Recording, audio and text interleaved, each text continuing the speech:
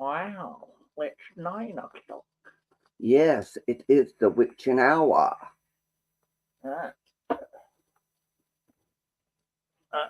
How is the lighting? That's perfect.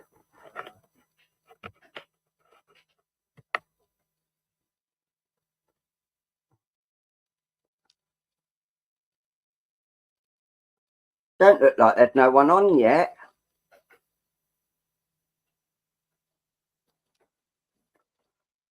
Hi, Marjoanna.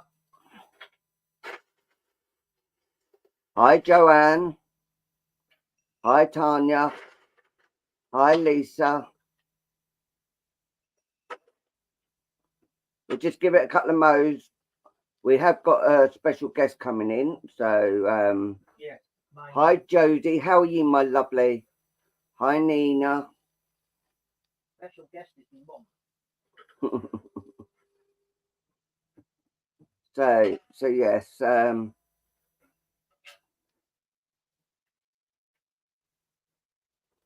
If we're drawn to Nina, we sure will.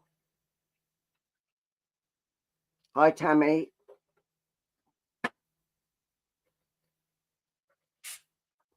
Right, so just give it a couple of mo's.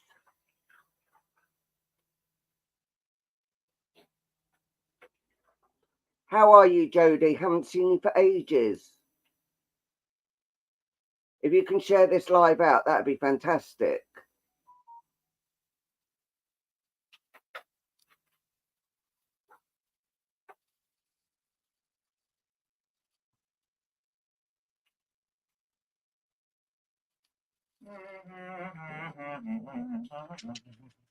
Hiya, Christina. Good to hear, Jodie. Good to hear. Right, now here comes Luke, and we'll just have a little chat. Chat, chat, chat, chat, chat, chat, chat, chat, chat, chat, chat, chat, chat, chat. There you go. You want your drink over there, but you? Yes, please. There you go. There's the Coca-Cola. Thank you. Go back, yeah, with dull. Yes. What was that? Got you cast to the big screen again. Oh wow. We're on telly. We're on telly. Oh, aye. Hi, Mary. I know a song about that. Oh, bless you, Christina. Bless you. Mary, was it you I was giving a reading to on Wednesday?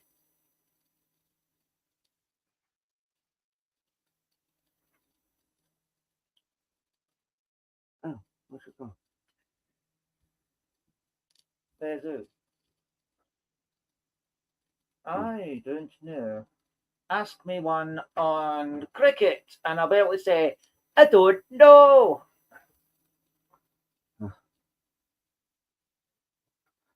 Tanya Rideout time. Wow. No, I was on about Mary Freeman. Was it you I was giving a message to on Wednesday before, well, after this stuff happened?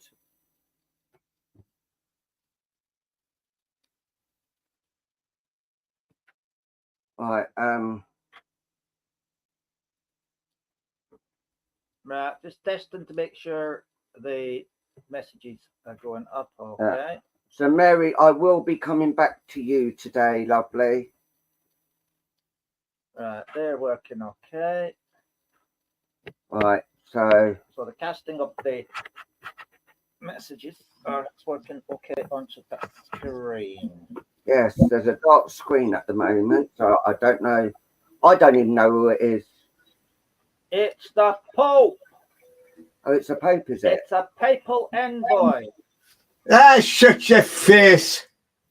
Oh, God, it's not the Dustman. It is. It is. I'm back. It's the darn dustman. Why don't you go and pick up my rubbish? I told you not to put those old knickers out. You're in a dark screen. I'll have you know I don't wear knickers. I say. Yeah, I doesn't wear knickers. Hello. Hello, yes, it's a birthday boy himself, the lovely Daddy Tom Dodds. So welcome, welcome. And we are going to have as well. Yes, we are going to have a good night tonight, aren't we? Yep. Something Yeah. like that. Oh, Yes. thank you, Christina. Thank you, Mary. Yes, another year older. Oh, thank you, Cindy. Yeah. Daddy Tom, it's nearly as old as Paul now. Yeah, well, you know, I'm getting there slowly but surely. Mm-hmm. Hi, Linda Dunn. Slowly but surely. And just knowing we had a special guest apparently appearing, I went out of my way this afternoon and polished me balls. Mm-hmm. They are sparkling clean, ready for tonight. Well, it's about time too.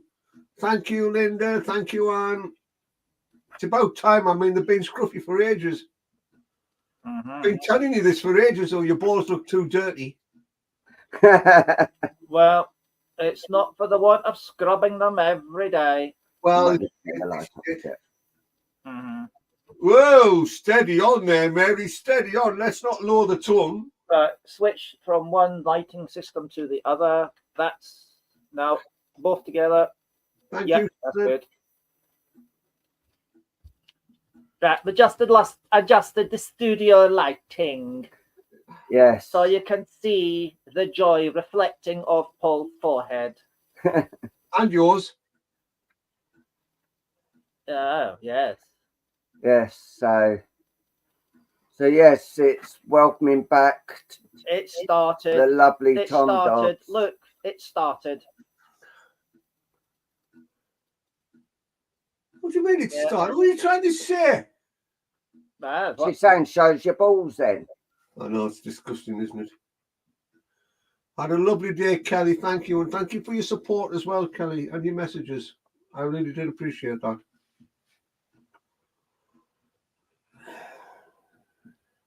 Yes, you've got so much support from us all here. I was shocked at how many birthday wishes was on my wall today. Just short of 300. There's one there from President Biden. Oh, well, you know. Yes, happy birthday, Mary. All right. Well, he got it to the right He's side. gonna get there. He's gonna get there. Bless him. Leave him alone. Yeah. I'm related to some of them presidents or ex-presidents, I should say. Yeah. Is he in the next room to you in the nursing home? Could be. I don't know who's next door. A lot of banging going on next door. I think they're doing a lot of work in there. Doing something. Yeah. Welcome, Nancy. Thank you, Carrie. Yes. Oh, well, there you go. Say happy birthday to your granddaughter from the birthday boy himself.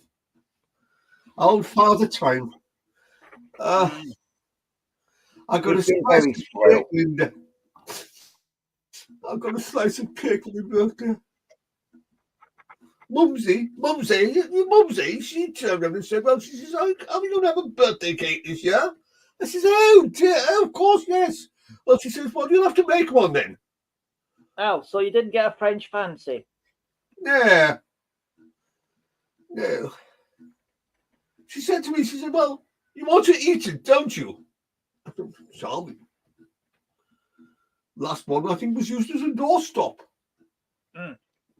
Well, if you wore a catch-all bib, you could eat it in stages. There's an idea. Hi, Donna Boy. How are you, my lovely?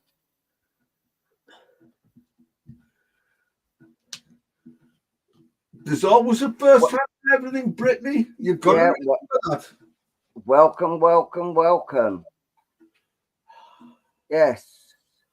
Will you come again, though? That's the key to the actual thing, you see. Yeah, Brittany, you could leave scarred for life. I've got a few bibs. I'll send you one. So, there we go. I'm very sure he'd appreciate the plastic catch me all bib. All she's trying to do is to get a reading off me. She duffed it up quite a few times. But made a very successful comeback, haven't you, Mary?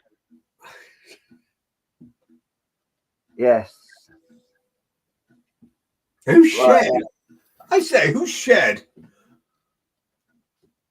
Yes. Catherine Johnston. She's just put, "Hi, shared." Who shared? Or is it Shared? She shared the feed. Oh, I see. Okay. Oh, well, I'm a year older, dear boy. I'm a year older. You know, you've got to make allowances. Yes. Before we start, I'm just a day older than I was yesterday. yes. Before we start, I'm going to say one thing and one thing only. If anyone is ever caught doing anything like what happened on Wednesday, again, there's no second chance. You'll be booted straight out. No one deserves. I'm leaving now. No one deserves to be spoken to like that or anything. This show is full of love. Yes, we have our laughs and jokes, but no one deserves to be abused like that. There's no need for abusive behavior like that. We as genuine people come on here to share our time with you all, and we do that at a cost of our own personal lives. So to be told certain things when a certain person knows naff all about you really does take the biscuit. We all say that, Nina, at some point in our lives. Yes, I still am myself. And me. And me. Uh-huh. Yeah. Any naughtiness tonight, and I will zap you all with my Sonic. And there is one other little thing that does upset a few mediums themselves, is people asking for a reading without saying hello first. Should have had my t-shirt on. Is it me you're looking for? Should have had my t-shirt on. Yes, we should have all worn our t-shirt. And another thing, whilst we're on the subject, if a medium comes to another medium with a message, they are entitled to receive that message. I went to church last night, which I am the vice president of, and there was not many people there last night. It was a bit of a weird night out there, really. I ended up getting 4 messages. Four messages and a bit of a message from various different people. Is that like having 2.2 children? I've never seen a 0.2 of a child.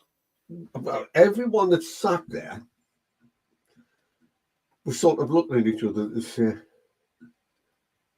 how many more messages is he going to get? But I had some really nice messages. And believe it or not, it's entirely up to you.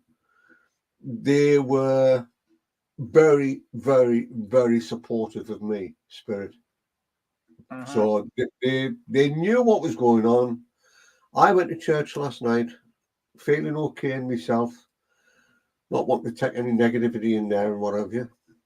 And it was surprising what they came out with. It really was. Yeah, definitely. So, like, not only from Spirit, you've got the support of all the people that you share your life with doing this. I have I've just spotted one. Bev, right? No, Right, Bev, right. You're getting the Sonic. she said hello. Yes, that's what I'm saying. She's the Who was first it? Who said that? That was Bev Wright. She says, hello, can I have a yeah, reading? yeah, yeah. There was, just as you pointed out, there's the hello, and then Yeah. there's the ask. So, Yeah. green light. Well, no, I wouldn't have said that was a green light because it was more of a leading sort of question. Hello, can I have a reading? Rather than, hello. Then a short break, then, could I have a reading, please? Yeah. We'll give them the benefit of the doubt. Thank you, Carly. Yes. Thanks for your message as well. Appreciate And it. what I do want to say is I want to apologise to the people that was on here on Wednesday who witnessed that appalling Thank you very much. thing that happened. I was being funny. So yeah, and thank you for all the support that you have all given us. Thank you, Joanne. And apologies from me for going off air. It's never me. I've been doing mediumship for over 50 years now. For over 50 years. And in all that time, that is the first time ever I have had abuse like that. Now you work that out. The amount of times I've been on lives, I've been on stage, I've been in theatre, I've done this, I've done that. Right. Not once have I ever had any abuse like that. Yeah, I mean, I've read in the history class the number of times that you gave Queen Victoria's father a reading. Of course, yes. It was an honour and a privilege, old boy. Thank you, Kim. It was an honour and a privilege, old boy, you know. Well, yeah. I mean, I can recall giving Disraeli a reading. I mean, you know, I'm going back a little bit, but, you know. What can I say? Genghis Khan, he came for a reading. Mm-hmm.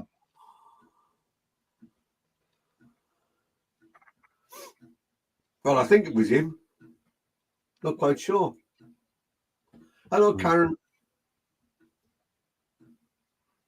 Hi, Karen. Don't forget to send me that message, Kelly. Some dates there if you want them. They're going quick. Mm-hmm. Right, should we start? Right, I think we should. Is it? How old am I? That is a bit rude, actually. You're not allowed to ask a lady their age, so why should they be allowed to ask a gentleman his age? I'm 27. Oh, no. I'm actually 72. That's what I am, 72. Yeah. 72 this year. Born in a little beautiful farm cottage. Way back in car park there. Oh, nearly. Little farm cottage in Somerset back in 1952. Yeah. There's one other little rule we live by. And sorry, Anne, if you cannot feed the mediums of who you want to come through or anything because of we've already eaten, so we're so full we don't need any more filling. So no, just yes, no. Please don't ask who you want to be. It's down to us to actually bring them through to give you the proof, not you telling us. Because any charlatan could actually come to you and turn around and say, "Oh, I've got your mum through here now." Oh yeah, you've already told them who it is. So how can we give the proof if you're actually telling us? Well, you could turn that around a little bit. You could say, "There's a lady here saying she's your mother." Yeah. She's not saying she's a man then. Yeah. No, it just helps you because There's charlatans about that would you've given them that. So they say you've got your mother. Oh, I haven't got nothing else at the moment. A bit like on Ghost, where Whoopi Goldberg was saying, "Oh yeah, I think his name," but That's my phone pinging. yeah, they're just No, she said you're supposed to be concentrating. yeah, Constipating. Well, it's the same thing, isn't it? yeah, and they could turn around and say, "Well, come back next week. I'll probably have a little bit more for you." So then you pay more and pay more. We don't charge for this. We say if you want to give a donation, you're more than welcome to, but we do not charge. You're not. It's up to you, basically. We do not tell you to give anything. That is what we say and what we do. I mean, you could turn around and say as well, I have a lady here saying, who's she saying is her mum? I'm not her mum. What's she on about? You know, I mean, it's like another sort of situation, really, isn't it? Yeah, funny you saying that. My mum used to say, because we used to say, mum, she used to say, I'm not your mother, I'm just a woman employed to look after you. Yeah, she didn't get paid very well for it. Tammy, are you listening or are you not?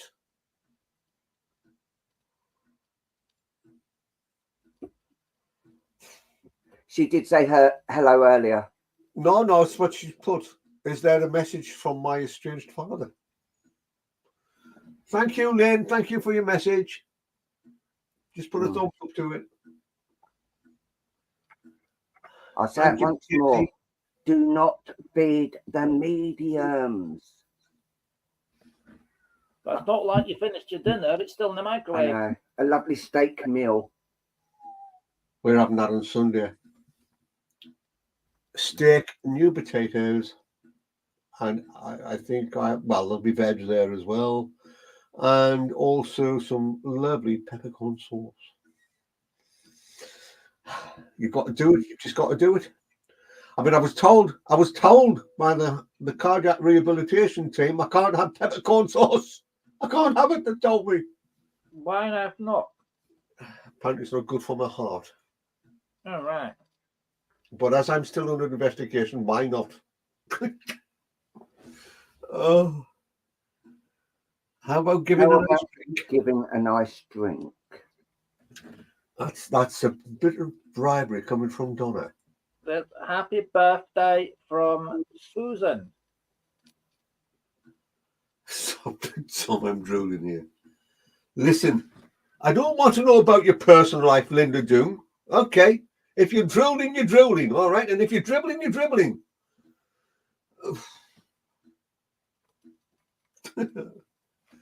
This is a difficult forum to do mediumship, and sometimes people will never believe because the message they get is not what they want to hear. Exactly. My words entirely. Instead of there we go. Instead of feeling. Thank you. Is it Mariana? Mariana. There we go. Yeah. So do you want to start off, Daddy? No. Well, you missed it last week, the other day, so it's your turn.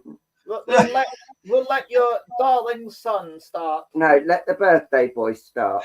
No, I think the darling son should start as well. You know I've got to go to Mary, but son says he's going to go there, so I shall bow down to his intelligence, and I shall allow him to go first. That's going to be difficult, isn't it? Yeah, a little bit, yeah.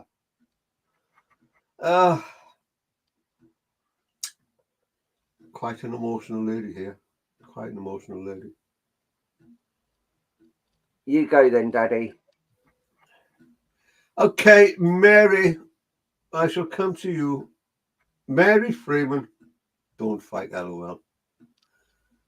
It's not a problem. What's that? I'm just watching from the wings today.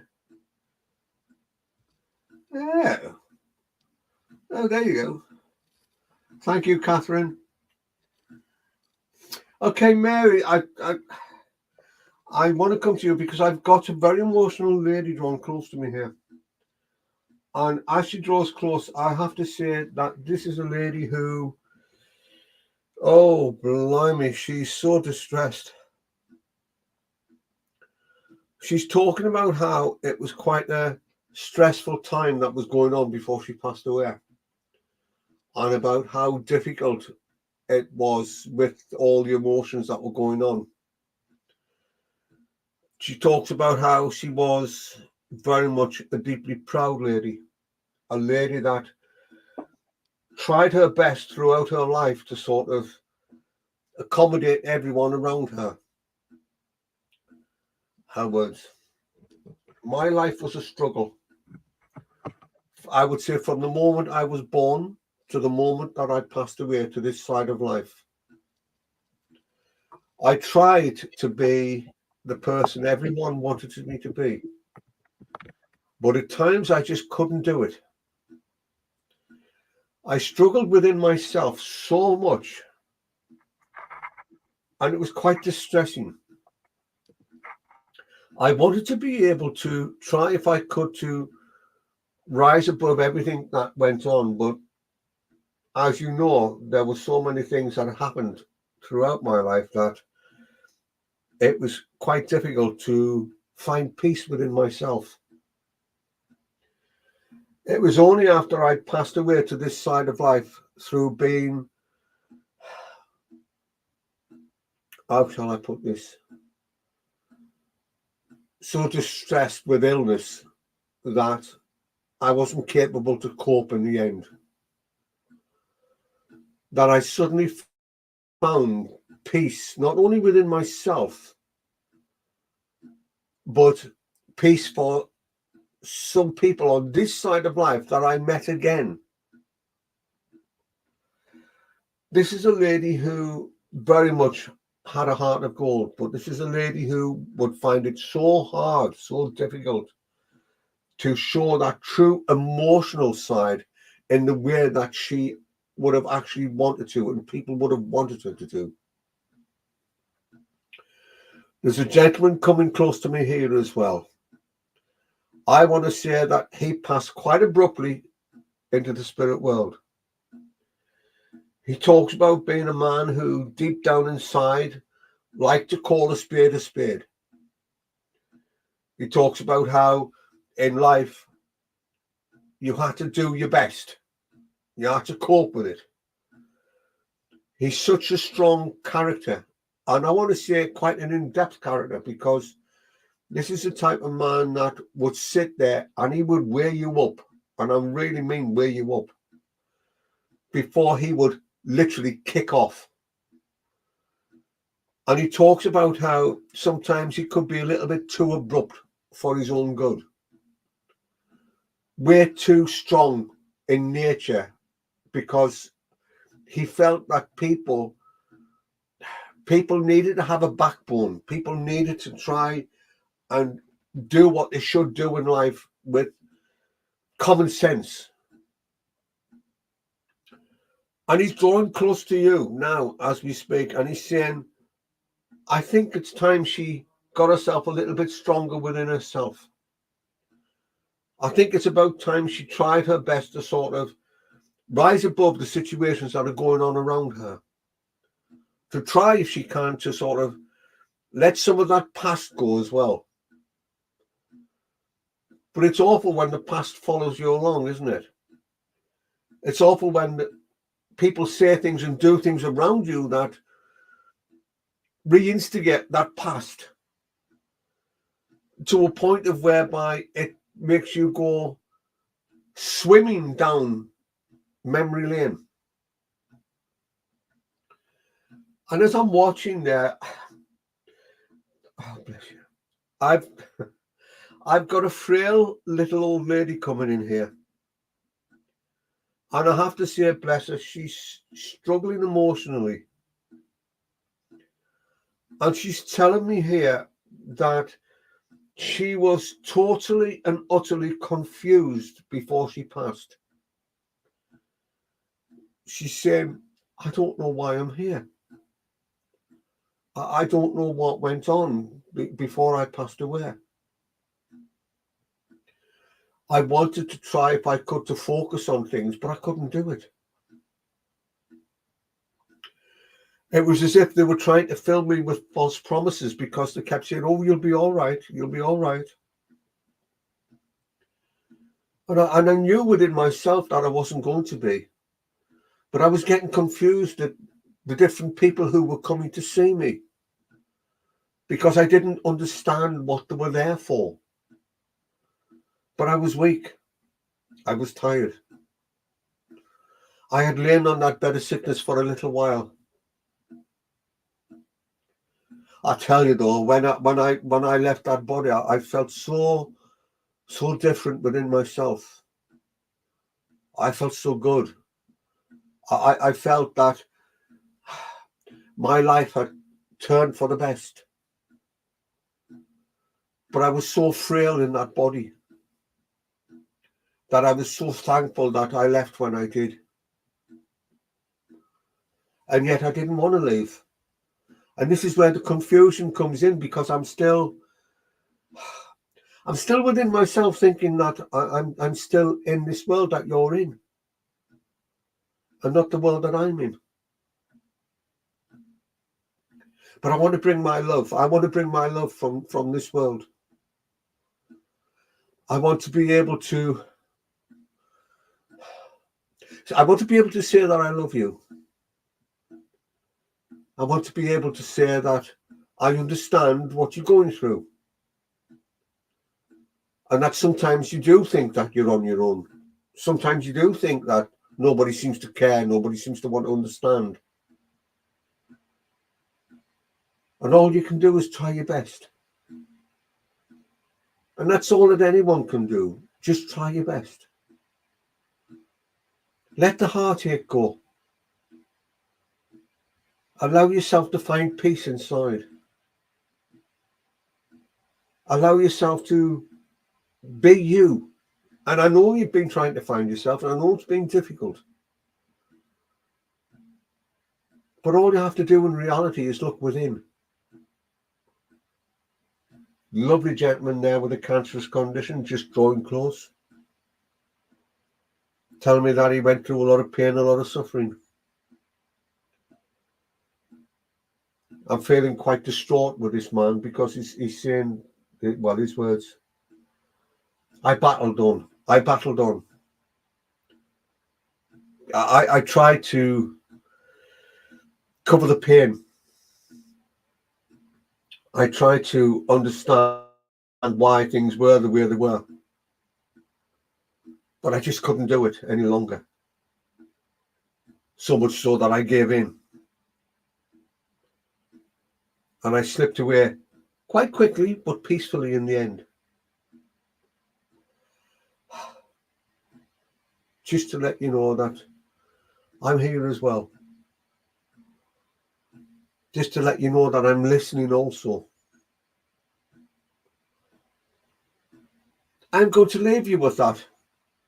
You take care, Mary. Oh, hello, you too. Oh, there you go, Sharon. That says it all, doesn't it? Mm.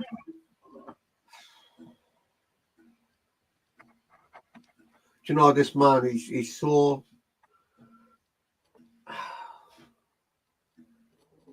withdrawn within himself that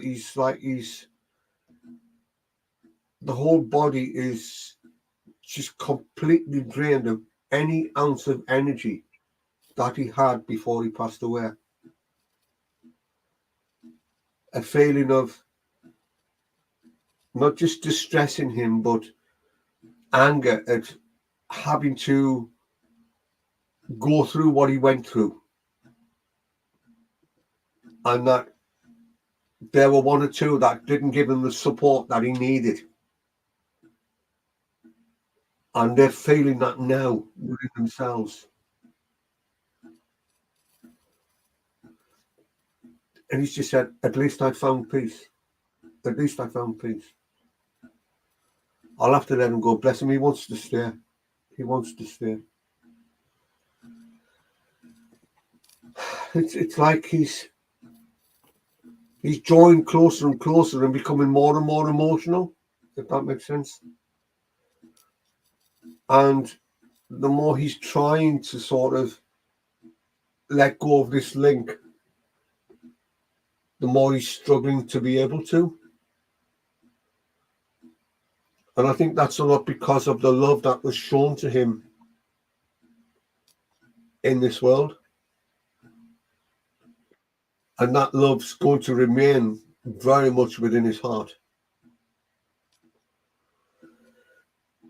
He's strong but beautiful light.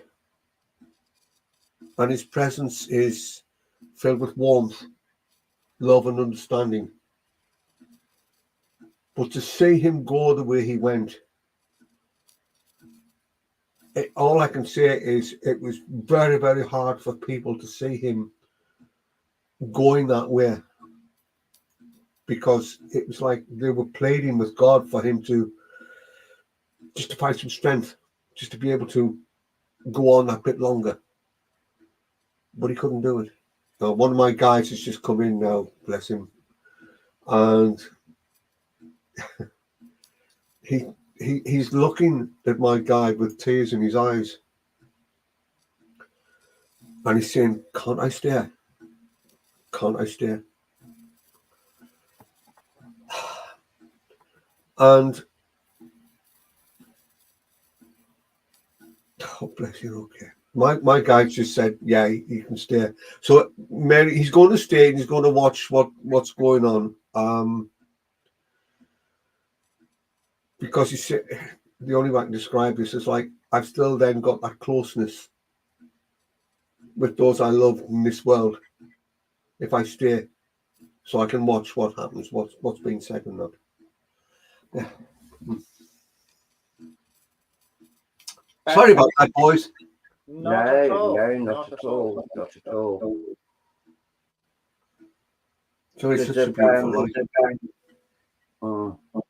He's such a beautiful I had one of Mary's husbands through on Wednesday. Oh, I see. Okay. That he's still hanging about and just letting it, because as I finished quite abruptly with her on Wednesday, but I did say there is more that needs to be said. Yeah. And he's just coming in just saying that he is proud of what you're doing and the decisions you're making, but there's going to be some hard decisions to be made as well, if you can resonate with that. But don't just rush into it. Just take your time and think of all the pros and cons and all this and that. And that is that's the moral of the thing that's actually saying, that these decisions, don't just rush into it, because that may not be the right decision you rush into. So once you actually do it, once you've made the decision, also you've got to stick to it. You'll get it in the end, Mary. Yeah. Nicola Ann, put a message. Yeah, that's it there. Could you please tell me why I never get any messages from my loved ones? I'd love to know they are with me still, please. Nicola Ann, basically what tends to happen is that it's like when they were here in this world, you have a situation whereby people like people, people don't like people, and so on and so forth.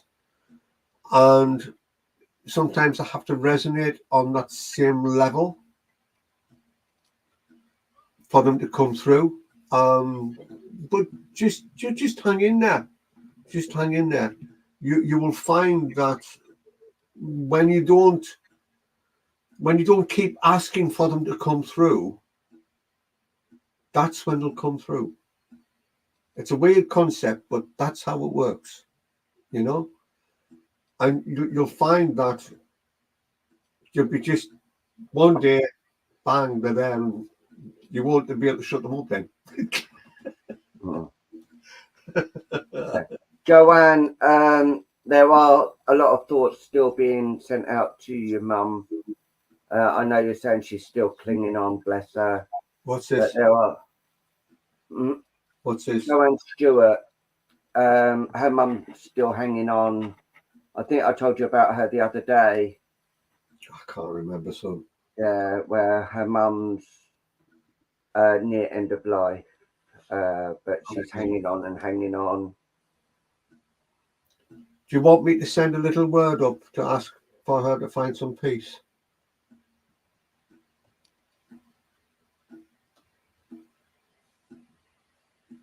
Joanne, did you hear what Tom just said there?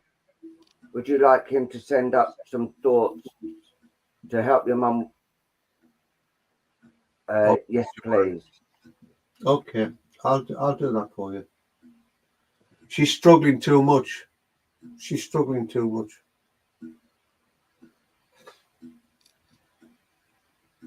She's not good. She's not good. Yeah.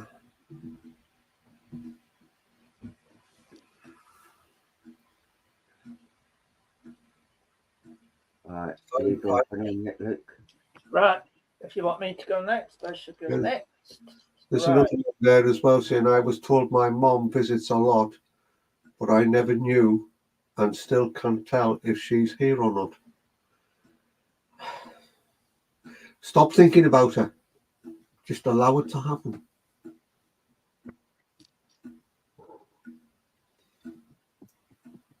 When we think about them, that's when they just stand there and look.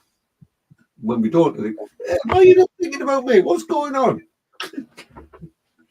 It's like the other day, so it happened that, yeah, like the other day, so it happened that I never thought would happen. My mother actually came through me to give someone else a message. Yeah. Right. She's lovely, your mum. She's lovely. Oh, bless her. Names up for crystal ball read, please. And my lovely assistant this evening is Rolling Thunder. And okay, Tonka is working the portal. So names up, please, and we'll see where the talking stick lies. And today we have Miss Scarlet. Right.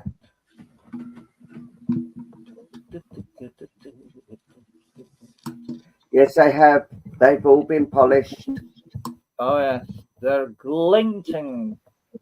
Yes, he's been rubbing his balls all day. You know that could be taken as sounding very rude. If people with dirty minds, that would think that. Yes, indeed. I'm actually hearing a name being called out from behind me, and it's Alison. Alison. There's a name being called by someone behind me shouting out Alison. Is there an Alison in the house?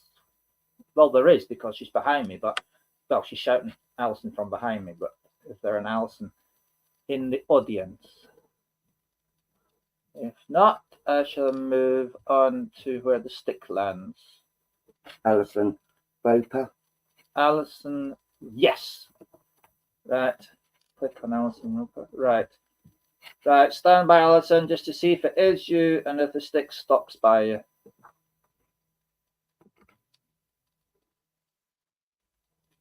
Yep. Yep.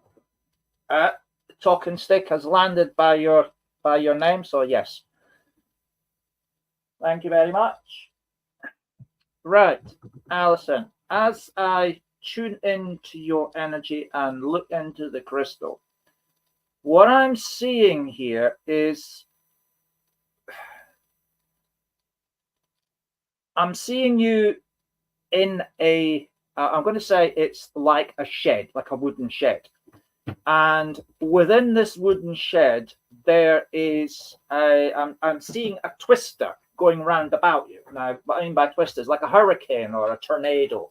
You know, this thing that funnels up with the big wind and spins very fast. Now, it's going round about you all the time, and it's a very dark colored sort of cloud formation and little bits of lightning flashing out of it.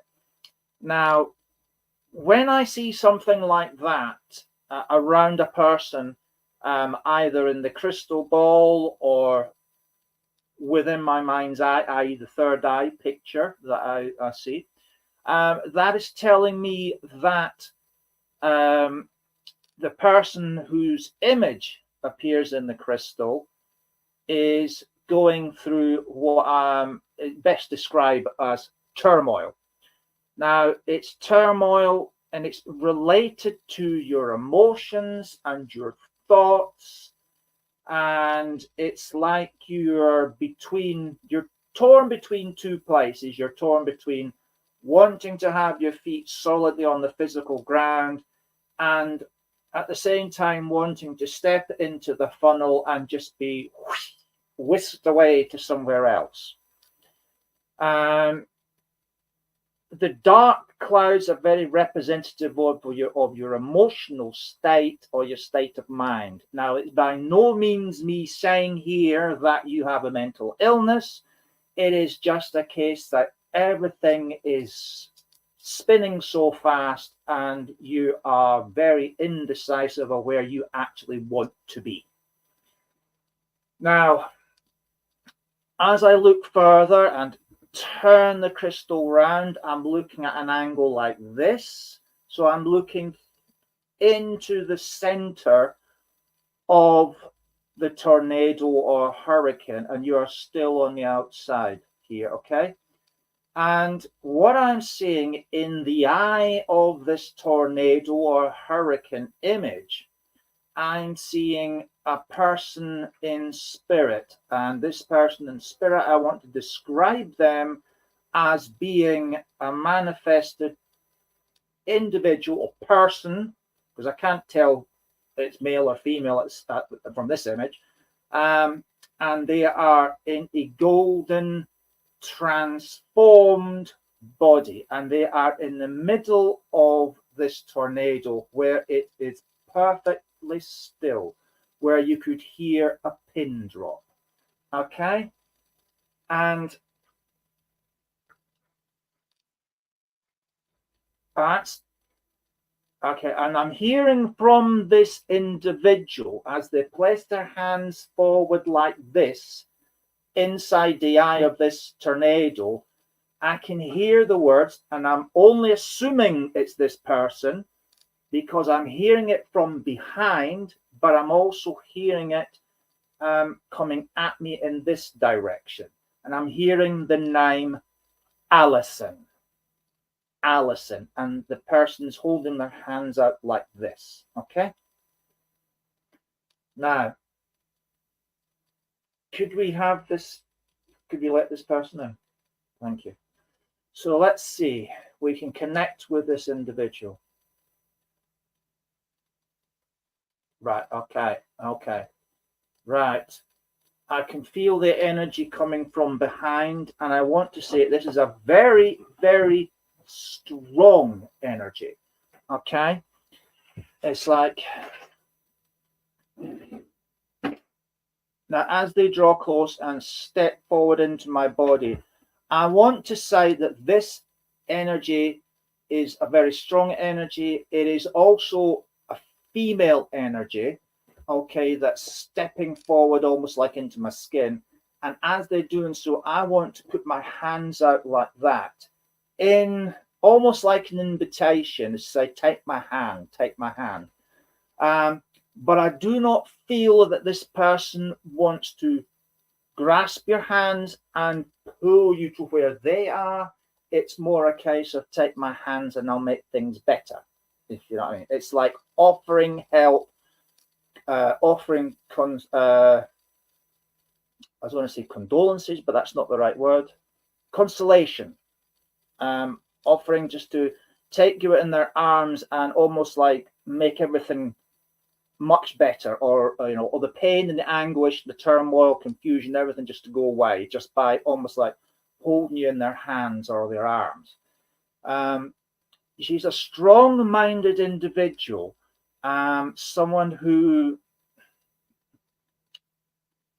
at times could be both a very doting, motherly-like person, but also could be seen as not just a mother, but also like an equal, like a best friend.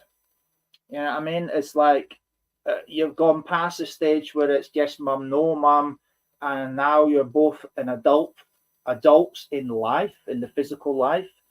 And the relationship turns from like mother, daughter, more to best friends and sharing, confidants, supporters. One struggling, the other one comes to the rescue, and vice versa. You share laughs, jokes, the good times, the bad times. You could almost describe yourselves like sisters, because it wouldn't be unusual to see you walking down the street almost like hands in hands.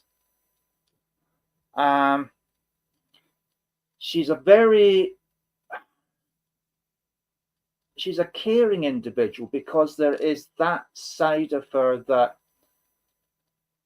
if I could change the world just for a moment to make your life so much better, I would do so. She would give you her last penny. She would open her purse up and say, "Here you are. There's not all in it, but there's a penny there. Take that if you need it." Okay, like a sacrificial type person. She wouldn't say no to try and help you or help someone out that was in desperate need. She comes forward because she can see you're hurting. There is a distinctness around you that she's saying is almost like there's dark clouds surrounding you. And the dark clouds are not because you've done something wrong or you've allowed someone to wrong you. It is because the relationship that you shared was one that was so tight that you became almost inseparable. And when this lovely lady, and I mean lovely lady, she's an absolute gem, and she can be a right good scream as well, right? It's almost because you were almost like joined at the shoulders and at the hip, like Siamese twins, that one was torn away as they had to leave the physical world and called home to the spiritual world. It was like having a part of you ripped away. It's like losing an arm and a leg, and you're left with one arm, one leg, and the other half has gone away. And there is nothing on the physical side of life that can replace that which you have lost. And she feels the pain. It's, in some cases you can call it a physical pain, because you feel the physical loss of a part of you. It's like having your heart ripped in two. But it's also equally as intense emotionally, because each of you depended on the other for the emotional support, the physical support. And it's like you were two separate entities, but by a lot of people were recognized as an item, as a one thing, because you went everywhere together. Well, actually, you did go to the loo together, but all ladies do go to the loo together. Now, what she's saying to me now is that she's left her physical shell behind. She's describing life and transformation of life like being a small chick in an egg. And that the pair of you were like in this egg. And as you grow, both physically and spiritually, and you both can grow at different rates. Physically, well, obviously we grow up more or less the same way. We go through the same things, but people go through changes in life at certain different times. But what she's saying is she was called to break out of the shell because it was her time to go back home, i.e. spirit world, and that she had to leave the physical shell of her existence behind and return home. But she's in a better position now than she was in the physical, because she's saying, I am now able to cross between the two worlds. I can come from home to come and visit you, sit by you. And she's talking about watching a box full of repeats. And she's also saying, I can sit down with you at dinner. I can share in the parties and the fun. I can be in all of these places with you and supporting you. And she talks about times where she's actually stroked the side of your face. Now, she's showing me her hand turned like this and just stroking down the side of your cheek like this. And she says, I do this often because your mind isn't shutting off. Okay, your mind isn't closing out. You're laying on the bed. Physically, you're exhausted, but up here doesn't switch off, and it's going round and round and round and round and round and round. Hence why they showed me this hurricane or tornado. That's going on in your head at night. And she says, this cannot continue. Okay? So she comes in and she strokes the side of your face to try and calm you down, to actually talk to your higher self, because she does speak to you.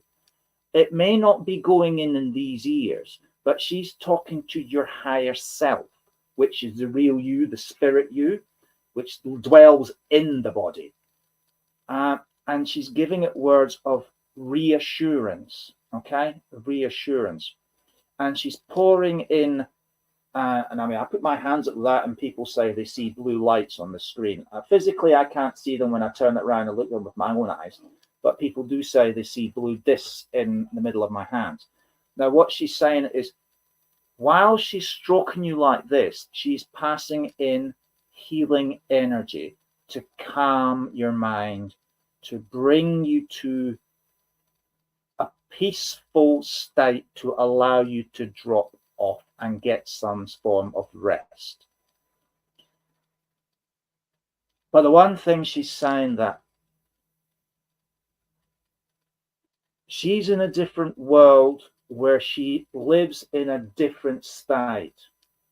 And as long as you continually grasp, almost plead for her to come back, and we all do it. I've done it for months with my dad as well. Even though as a spiritualist and I've seen what the spirit world looks like, I still grieve for my dad, but I've had to allow myself to release him and let him live his new life in the world of spirit. And that's one of the things that she's pleading for you today, is saying, look, Alison, I know it hurts. Separation always does hurt, but you have to allow me to begin my life in the spirit world. I'll come back and I'll sit with you and we can have those long chats and giggles and fun times in the form of like a spirit dream, which is those dreams like ultra HD and crystal clear and bright colors, the ones you never forget. And I always encourage people to have a journal and a pen and write that dream down as soon as you wake up, because there's always a theme as you read through them over months and years. It says, let me go and cherish the memories. Now, as I'm saying that, I'm hearing somebody playing Elvis Presley's Memory. Now, I can't sing for love nor money, but that's the song I'm hearing. Memories. And she's saying, cherish the memories. Okay, cherish the memories, but know I'm just in the next room. And I'll pop in and visit. So make sure the house is tidy, or I'll be saying a few things. Now, oh, really? Okay, right. And she said, yes, he is here. He is here. And he still does concerts. She's very much happy where she is and very much at peace where she is. But she's still like a typical mum, worries about you over here. And all she wants you to do is take one day at a time, treasure the memories, and know that she loves you just as much now as she did on that last day that you were together. Yeah, I'll tell her that. Don't worry. She says, each one of us has a fixed time, and no miraculous intervention by doctors or surgeons or anybody else can change that time. So what we need to do is treasure the time we have together. And then when we part, but we will be together again, but when we part is to treasure the memories. And every day, send up a thought. I do it with my dad, and it's just every day I just look at his picture and I say, love you lots, Dad. I'll see you again soon. Okay? She'll hear it. Trust me, she will hear it. Okay? And I'm going to leave her love with you because this is a beautiful soul. And she's got so much love for you. And it's not just a case of saying, she's my daughter. She says, she's my best friend. Okay? And I'm going to leave her love with you, Alison, and say thank you very much for the privilege of reading for you tonight. And with that, I'm going to say bless you and hand you over to Dad-in-law Tom. You're very welcome, Alison.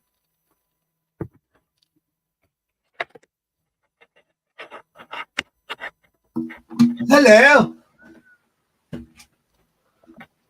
All right, people, put your names up. Let's see where we're going to go.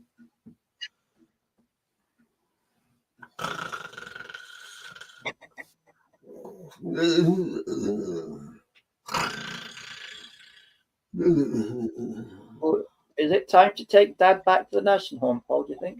No, not yet. I'm here.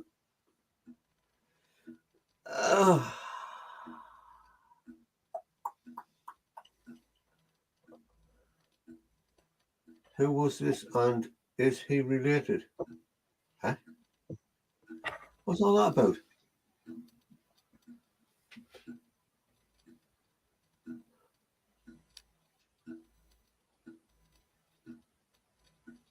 Huh?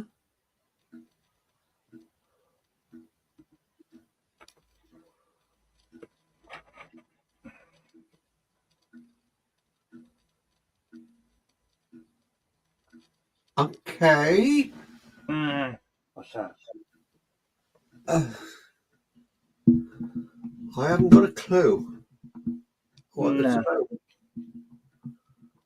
I think this individual is saying that their young son had a friend, like some kids have imaginary friends, but they're actually spirit persons. Like myself, I had a spirit child friend when I was a young lad, and that the person writing this never had an invisible or imaginary friend themselves, but they feel that this individual around their son was a World War II era person, and had an older generational name like Herman. You know, that's what I think. Sounds German, doesn't it? Yeah. All I can say to that, T. Lynn, is it's not unusual. It's very, very common for young children to have what adults would call imaginary friends. It's because the young children are so close to having just left the spirit world. They are very much aware of spirit energy and can still hear and see spirit individuals in the same way that they saw them in the spirit world, and are able to communicate quite readily with them. And spirit persons are very aware of that and often do communicate with children, because children have no fears of spirit people, because they are used to seeing them all the time from the moment they're born right up and probably until about puberty, when they start to get more worldly and educated more worldly. So it's not impossible. It's quite common.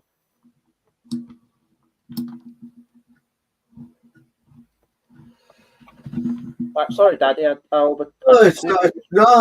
all right. It's just it threw me because I thought it was something to do with what you were talking about in your last reading.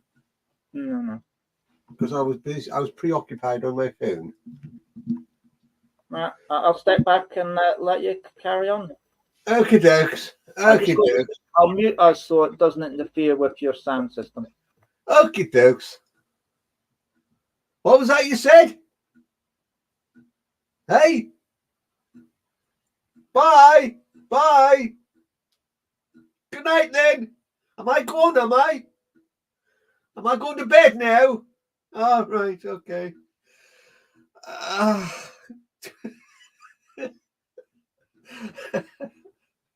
Oh, God.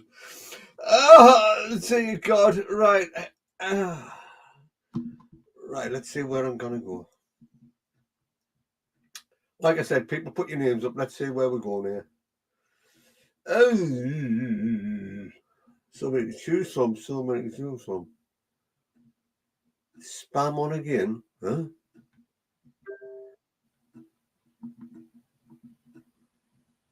Carisha, how would you pronounce that? Veria? Carisha Veria? That's how you pronounce it.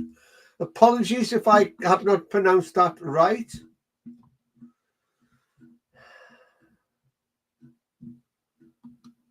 You have a scammer. Put your sound back on.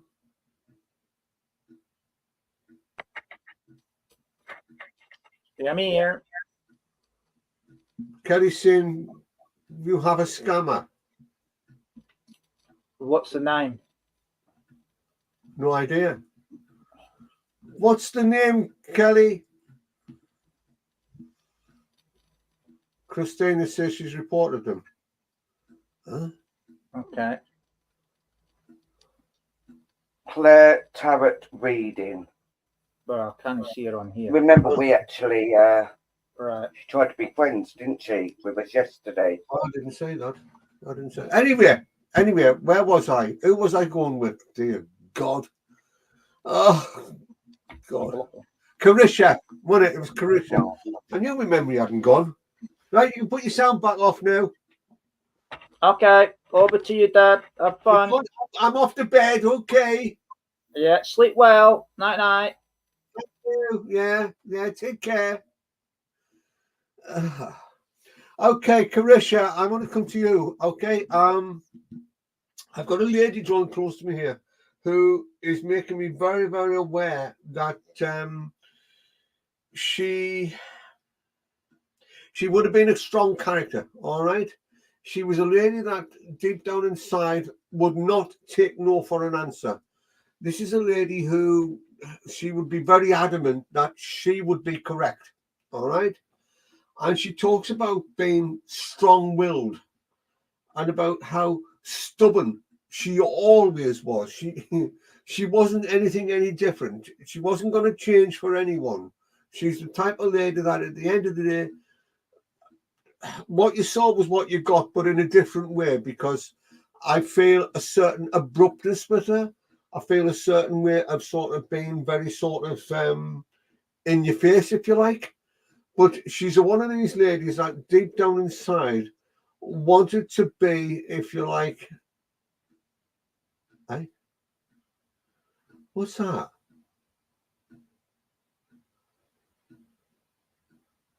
Okay. Come in your neck. Sorry, it's me just hunting down the spammer. Oh, right, I see, okay.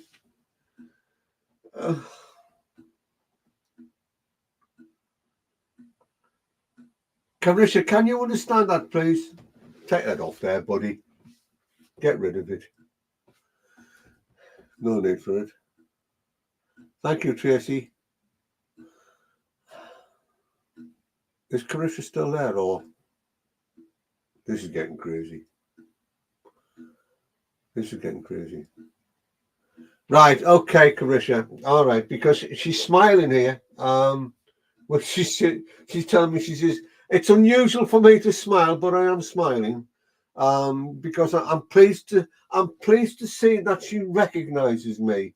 I'm pleased to see that she's getting herself into a situation whereby she's starting to cope a little bit more within herself. You know, what's this? What's going on?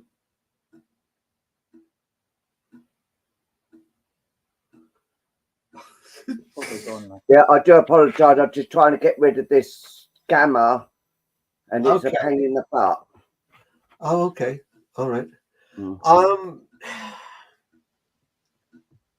Where was we? Carisha. Yes. Okay. This has really already been removed. No, because it would actually come off. Lads, we can hear you talking. What, you want me to cut now? Is it time for me bed? Dear God, do I need me diaper changing as well? Oh, okay. I knew there was something. Hi, cuz. Thank you for the lovely messages and support and love that you sent me, Amy. Okay. Anyway, dear God, we'll get back there eventually. Oh, dear God. This lady is making me very aware that you've been going through so much. Can you understand this, Carisha?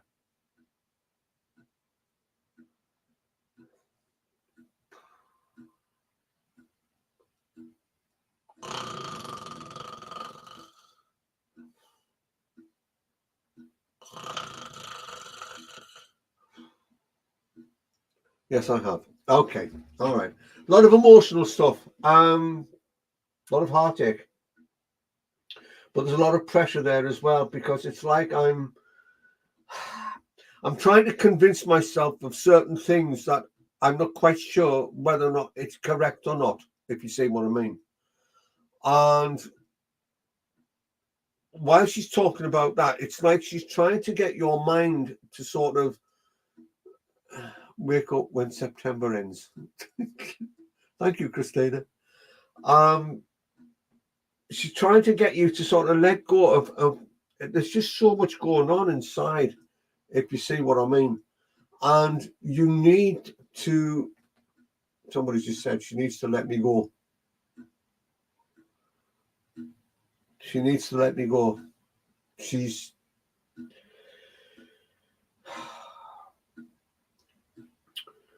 got a lot of doubts inside of her head. A lot of sort of things that are going on that really at the end of the day she needs to sort of step back a little bit from. And she needs to be able to be, how to put it, complete within herself again. Do you understand this, Carisha? But I've got somebody drawn close to me here that was physically tired, that couldn't seem to find peace inside. And it's like I'm being drained.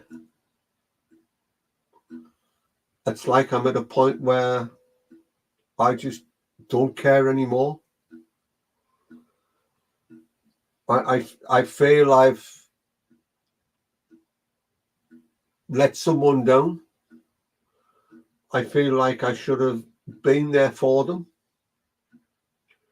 I should have been able to save them. I should have been able to help in some way. But it happened quick. I was gone.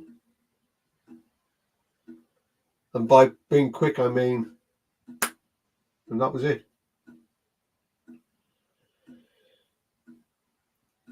It's like I'm here, but I'm not. It's like I'm trying my best to sort of understand why I am where I am. It's like I'm trying to find peace within myself.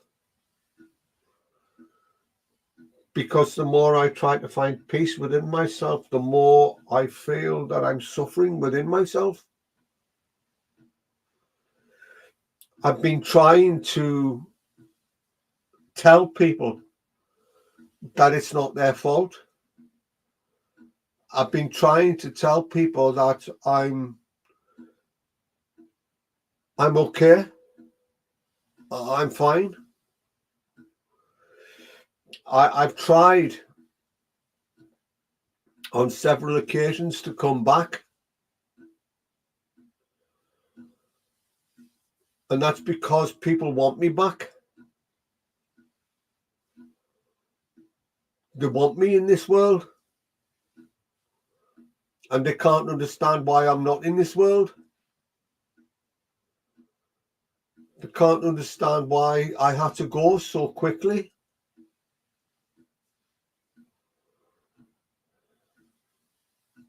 I knew within myself something wasn't right.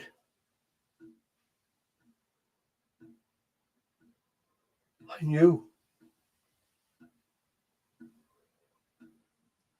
People still have tears for me in this world.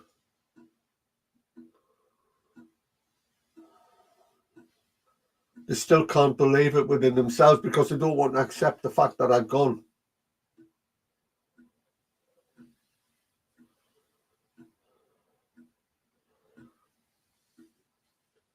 They're struggling within.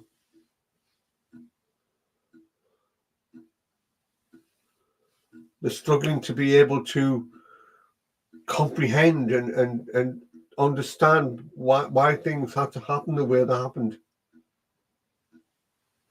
Why weren't things picked up the way they should have been?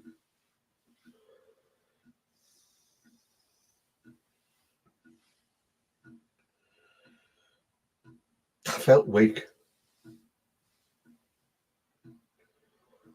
I felt that no matter how hard I tried, I wasn't going to cope. But I knew within myself it wasn't right. I knew that no matter what happened at the end of the day, that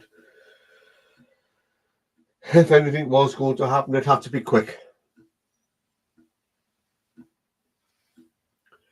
But I want to bring my love back to this world. I want to say that I should have tried better than what I did.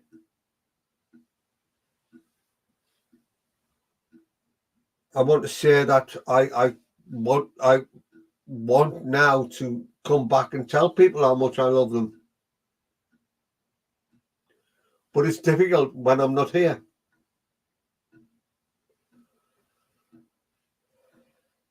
Tracy, I can see your comments. And it's like, I just feel I've let people down.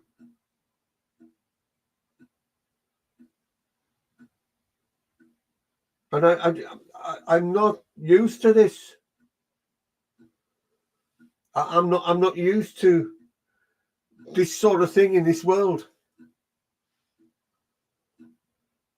Because it doesn't make sense to me.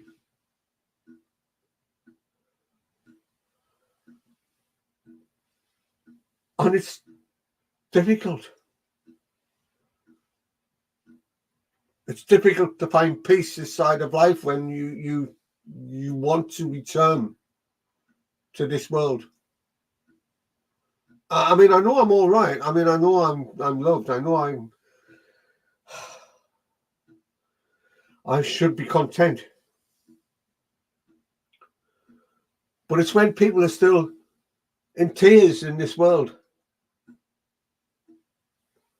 It's when they still can't work it out within their heads.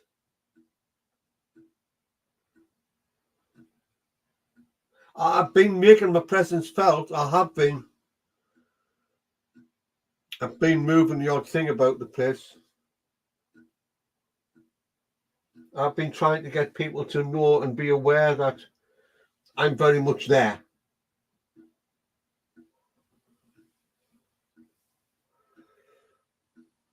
It's like I want to keep moving pictures around. Just to give a sign. Just to be able to let them see that I'm still with them. I know I'm still in the heart. I know that. And yet, you know, they're trying to move on, but they can't. Because of so many unanswered questions. So much that's gone on to a point whereby it's difficult to talk about.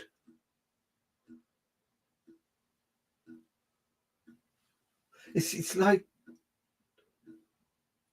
somebody here in this world is looking at the slightest condition going on within the body. Whether it be a pain in the stomach, in the chest, in the head, in the legs. It's like the slightest thing.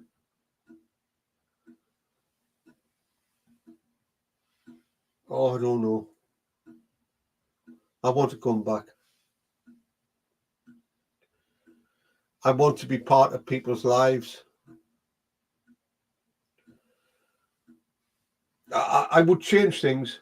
If I could come back, I would change things. I think I'd let people in more. So that they know that deep down inside, it would make them complete. But I want my love to come to this world. And I want to say that I'm doing my best to keep an eye on people.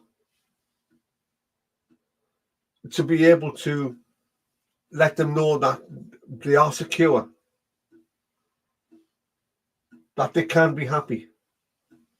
And that I want them to be happy. And I don't want people thinking at the end of the day that, oh, you should have, you know, you should have a period of time, as you know it, to sort of before anything happens and what have you in life and that and all this and not to be embarrassed and all this and what have you.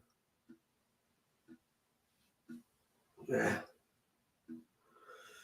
Life's too short. Mine was.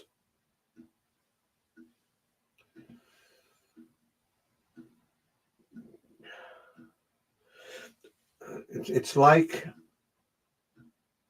you know, there's a gentleman drawn close to me here now as well who would have also had a lot of chest conditions.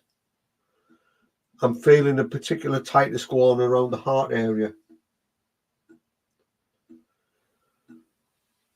And I know that this feeling, the strain going on in the heart would have been quite bad for them. This is a gentleman on father's side of the family.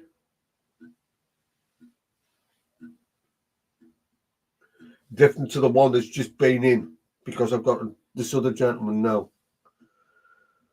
And I feel very down to earth. And I'm quite matter-of-factly in life, you know. And I have to admit, you know, that as far as I was concerned, when I said something, it went. It's as simple as that.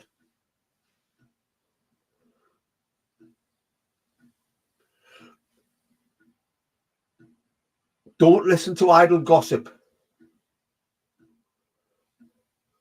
Don't let it get inside of your head. If people want to be stupid, let them be stupid.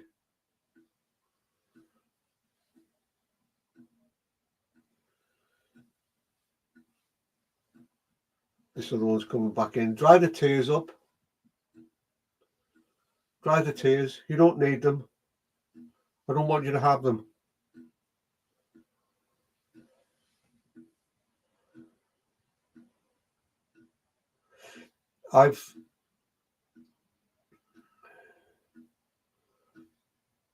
I'm thankful to be able to draw close and to be a part of your life again. I'm thankful for the opportunity to say how much I love you.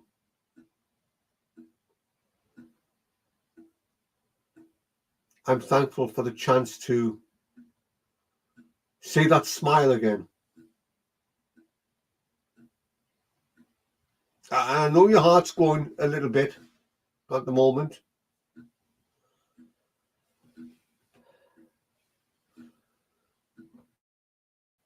He's saying to me, she's sitting there in shock.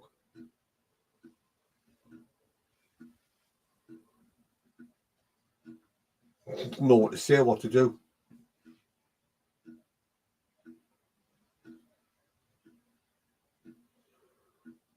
I'm going to draw away from you now. As I am drawn away from you, I know. I want you to remember the good times. I want you to remember the happiness. I want this sadness gone. This questions over and over and over.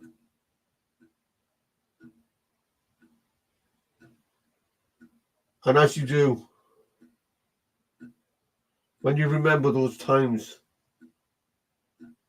I know you'll find peace.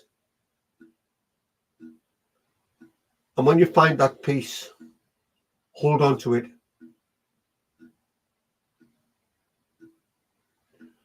I will walk with you through your life. I will guide whenever I can. I will support you whenever I can. But you must be strong. Because being strong is what will get you through how you feel within yourself. I did know what was going on. I did understand what was going on. Take my love. And there you go.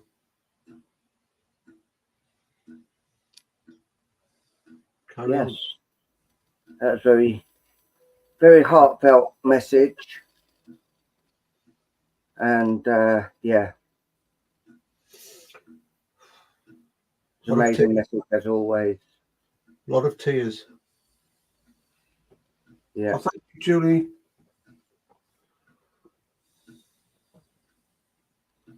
Well, right now, how can I?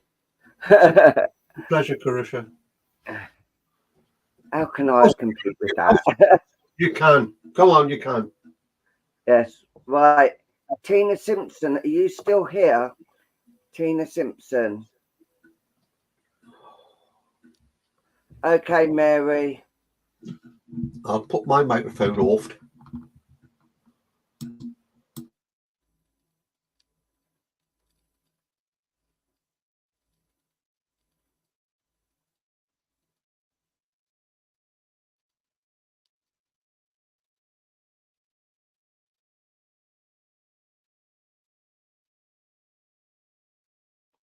Yes, can see your messages, Samantha. Tina Simpson, are you still here? If not, I will have to move on.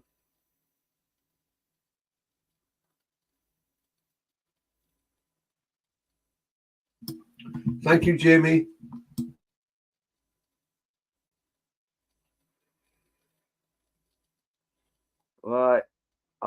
to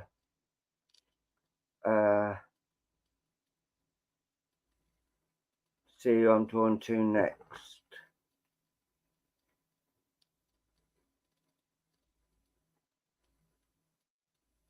Thank you, Tracy.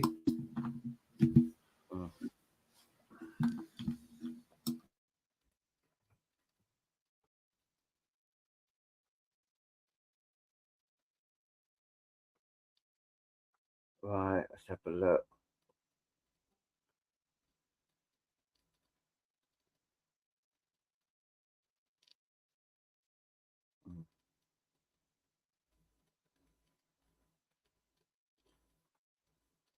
Right, I'm gonna have to find someone else now, and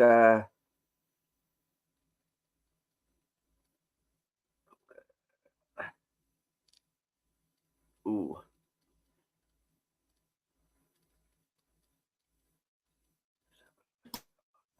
Can I just say something? Yeah. He's just popped back in, bless him. Carisha, it wasn't your fault.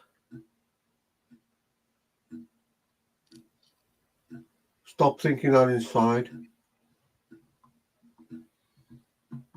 You've got to let me go.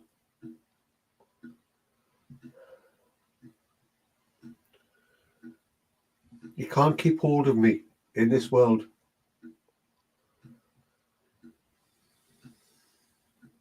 Breaking his heart here. Breaking his heart. Sorry, son. Sorry.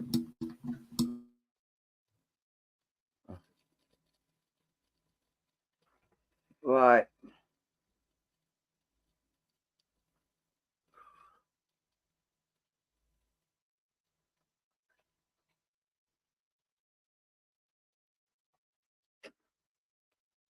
Right.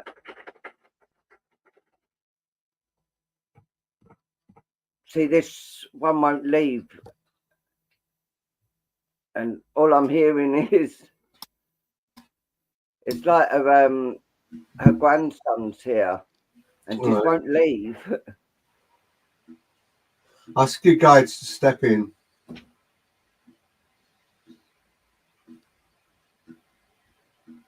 Ask you guys to step in. Just relax.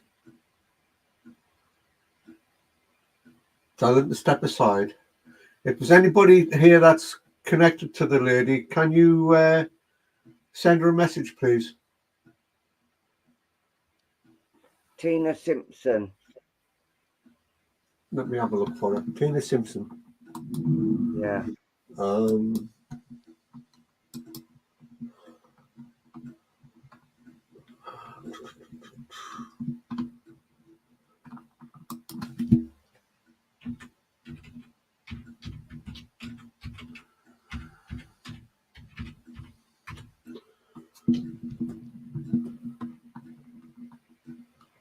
Any idea what picture she got? It's like a lady with glass with curly-ish hair. Is that?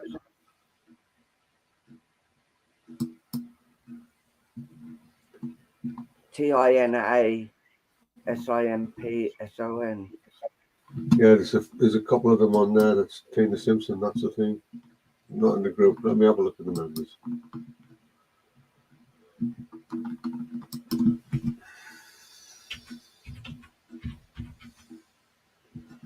Tina Simpson. There we go. I've got her.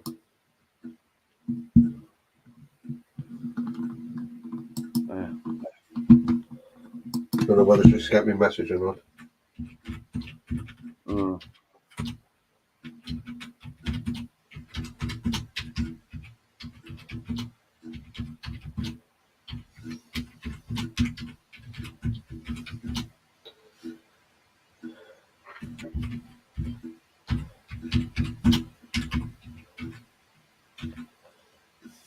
That wouldn't be fair doing it and then she'd get the message later, because you need confirmation while doing it.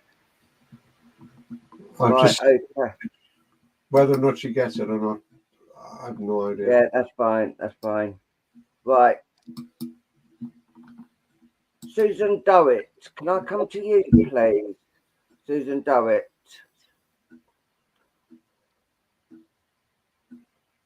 Oh, you want a crystal ball, do you, Susan? Does she want one of Luke's balls? Yeah. Yeah. Well, since she's heard they've been cleaned, I suppose. She don't want me. She wants a crystal ball. Yeah, that's not good, is it? That's not good. No, can't be chooses and all that. Yeah. Right. If you Jamie, we have seen your post. Can you please ask you to keep putting it up, because Facebook will class that as spamming. Son, if you feel drawn to Susan, go to Susan, okay? Yeah, I'm because going what to. you'll find is that what you give her may be different to what son-in-law gives her. Yeah, on yeah. the ball. Okay, Susan. Right, I've got a lady who's actually drawn quite close to me now, and she's on a mother vibration. It's definitely mother side, and she's actually coming in at the moment because she's saying there's been a lot of things going on around you at the moment, and you're not really understanding what's going on. And she's actually coming in saying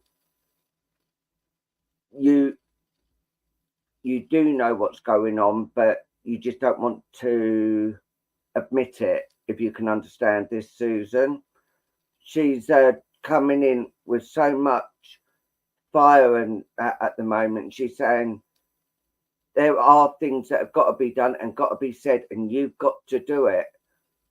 Don't hide around it.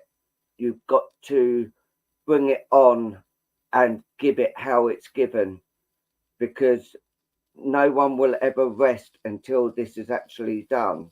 Can you understand what is going on here at the moment? Because she's quite adamant that there is things that have got to be sorted out. There's words that have got to be sorted, and unfortunately, you're the person that seems to be the one that's got to do it.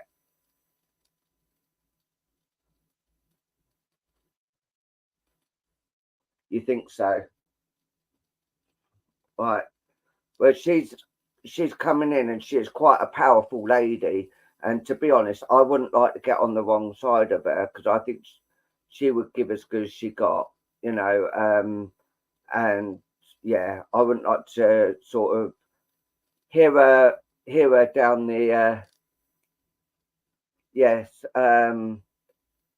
She's quite a tough lady, and she's saying you do take after me, but you're not you're a bit too soft. You need to grow some. But she's actually quite strong language, she's actually saying, and you've got to turn around and say, oi, you've got to back out, you've got to do this.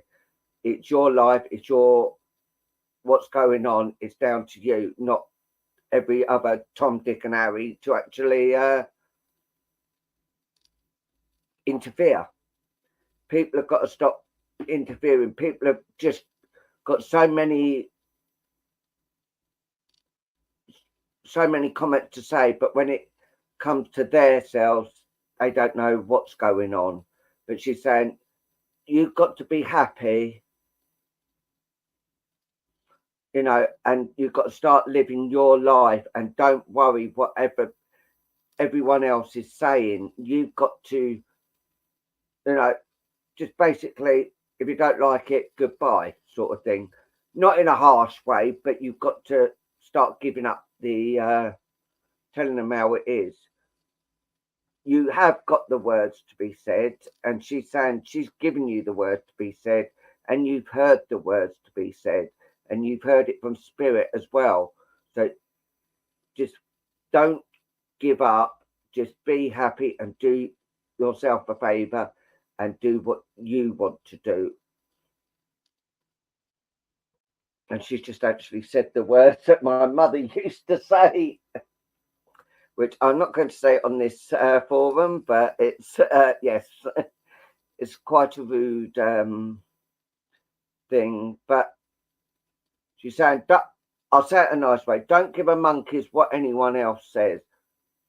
Do what makes you happy, stuff the rest. So can you understand what this, I know you said you think so, can you understand more now what is actually being said. Because she's so adamant, and she's actually like pointing the finger. You know, she's pointing at me as if to, you know, right, yeah. So she is actually passing on the strength to you to actually give those words out. And she says, you just want to be happy and you want to see other people happy. But when it comes to decisions, you've got to be strong enough to have them and keep them. Don't worry what others says. Yes, it may upset people, but they will come round and, you know, they will just carry on going, whatever's meant to be done. You know, if it's to be, it's to be. That's what she's saying. She sounded a bit like Romeo and Juliet there. But she's saying there's some reading you've got to do as well, because I'm actually seeing papers. So I feel there is like legal papers that have got to be read. And they've got to be, from what I'm hearing, it's got to be signed as well. So I don't know whether this is for you or someone else, but it does feel, I'm still feel it's drawn to you. But she's just adamant that these words need to be spoken. So, yeah, I'm going to leave that with you at the moment. But she is so adamant and she is so bossy. And as I said, I wouldn't like to meet her and have a double cross her. I wouldn't like it. But she's coming in. No, but on a thing, she is actually coming in with a lot of love. She may not have shown it at the time, but she is actually.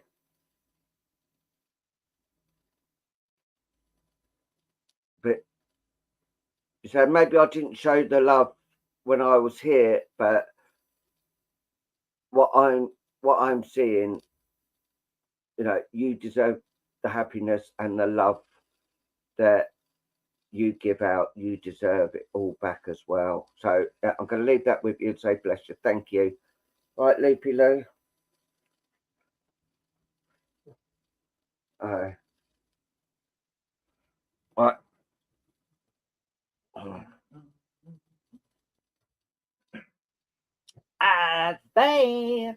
Okie dokie. Right, name's up, and I'm going to be using Little Boy Blue. I thought you went off with those men in the white coats. I saw the blue out the front. I wrestled them and I won. Oh, there we go. The little men in white coats that dragged me away. Oh, right. Yeah. Right, let's see where we go. Right. Where's the talking stick?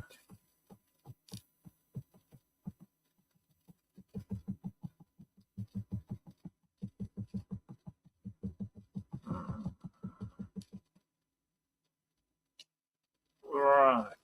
Thank you, Alison.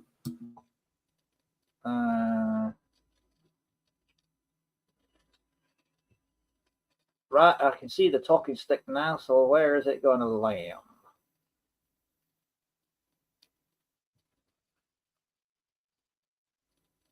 Right, it stopped at Tammy Wydrick. Tammy Wydrick.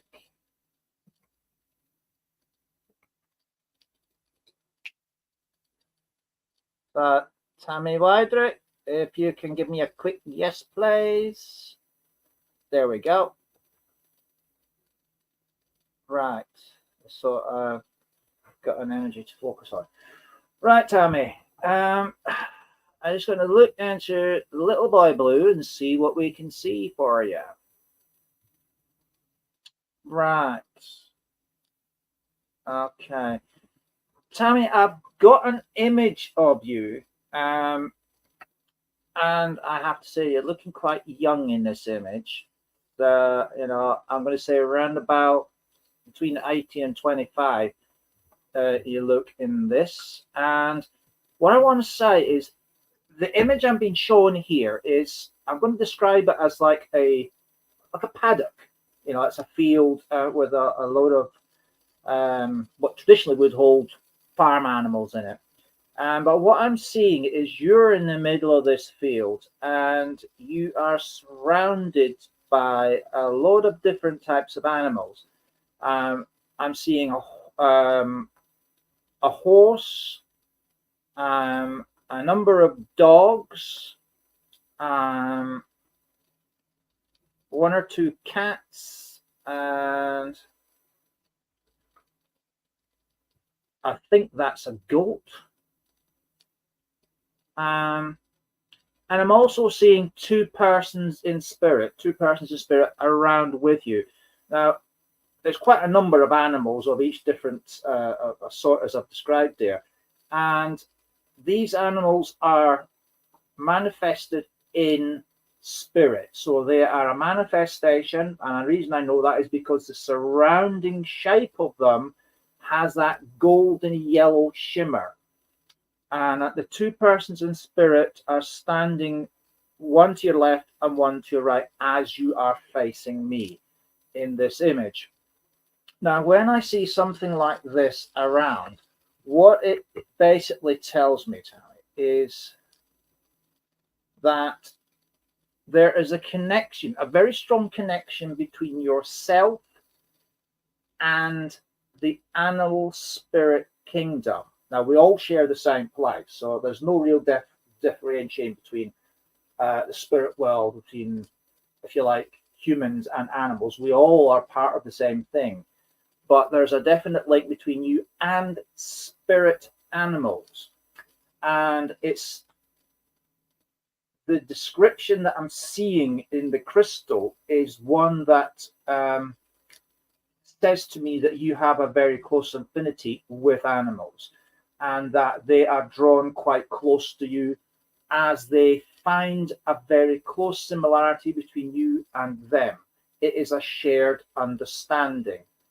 The best way to describe it is how I see it there on the crystal is a bit like they see you as like the movie Dr. Dolittle. A very close affinity. It's like there is a communication between your higher self, that's your spirit, and these animal spirits.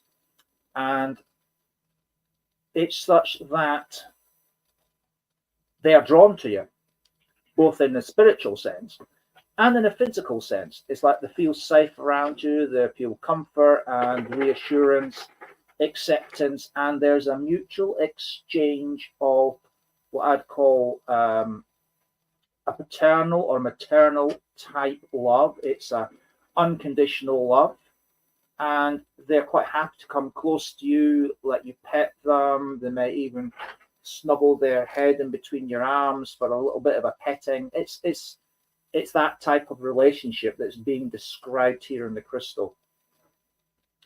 I also want to say that the two persons in spirit that come close to you, one of them is definitively a spirit guide, and the other one, and we're just waiting for coming through. If you can open the door, please.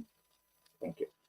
Now, I can feel a person approaching me from the rear, because they all have to come through the window. And the person that's coming forward, I want to describe this energy is coming forward, is a male energy. It is a gentleman that I want to say I feel very strongly is in his retirement years. So this is someone from what I would describe as 70 upwards, in those years. As he comes forward is someone that I want to describe as being very hardworking, someone who is very much a person who worked with the hands, which gives me a sense of creativity, assembly. His hands earn the money, and as he does this, what I'm seeing is like the hard skin, blister impressed, some little bits of ingrained soiled, ingrained skin. So this person really did graft with their hands. He comes across as a gentle soul and someone also who has a close affinity with animals. He is someone that I want to say is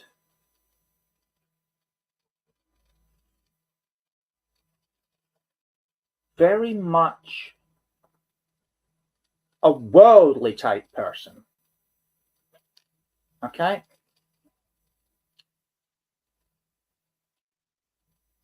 I've got a split here. So there's two of you here. Right. Okay. Right. If you hang fire there, because I can go back. But you stay here because I'm very much got the connection now. Right. I've got two people here actually. One sneak through here is for Tammy, and the one that's sitting with me right now actually is Maddie. So hang fire on that sense of things. Now, I want to say that this individual draws close, and the one thing he wants to bring through with him, he's a very much a family orientated, a man who's wore his emotions on his sleeve, and he's a one that connects very strongly in a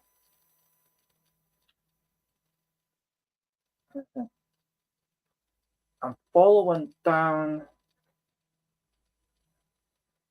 fatherly line. I'm going down the fatherly line with this gentleman 2 generations back. So this would be grandfather, uncle, grandfather, great uncle alignment in the family tree. But this is a person who is very much attuned with the needs and the support and the nurturing of the young up and coming members of the family, and would take time to entertain and make them feel loved and welcome, and also very important. And as he draws close, I want to say that this individual has popped in, and the reason he's popped in is he wants to bring a sense of reassurance, because I'm seeing around you at this second in time, I'm seeing shimmers of what I would call graying cloud, okay, which would indicate that there has been issues floating around that's had you, I'm not saying kept you awake at night, but it's been sitting there and pops in and sitting there and pops in. It's niggling issues that you haven't quite managed to put to bed. And as he comes forward, he wants to assure you that he is drawing close, and he's, I'm going to say whispering is not necessarily the right way of saying it, but he has been injecting through the ears instructions on how to deal with it, okay, and assuring you that the decision that you come to is going to be the right one, because he's using the influence from the hall of knowledge, the library of knowledge, as we call it, or the pool of knowledge, and he's taken the right actions that you need to take from there and whispering in its ear. He has a link to the higher knowledge, and the words that he speaks in your ear come from that source. And the times that this information is being put into your ear is actually when you are at your most relaxed. And I'm seeing an image being put in my mind now, my third eye, of like this. When you're chilled out and relaxed, and you're close to nodding off. Now, that's not because you're too tired. It's because your body's just saying, switch off, spirit body, switch on. And the communication comes, and then you come to, it's like you've had a cat nap. Okay? And that's when he's whispering the answers in. I also want to tell you that I'm seeing him putting his arms around you and giving you a hug. and saying, it's all going to work out fine. Don't worry. I'm here. Now he's drawing close. He's drawing back from me now. And I have a female energy in spirit stepping forth for Tammy. Tammy, where are you?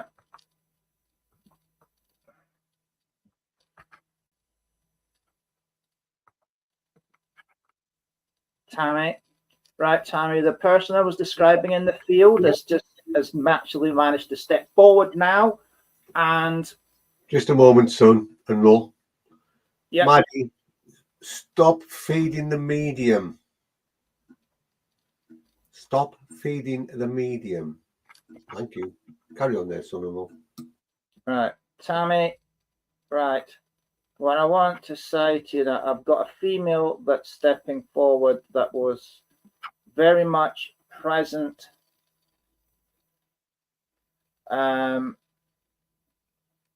beside you in this paddock field with the animals.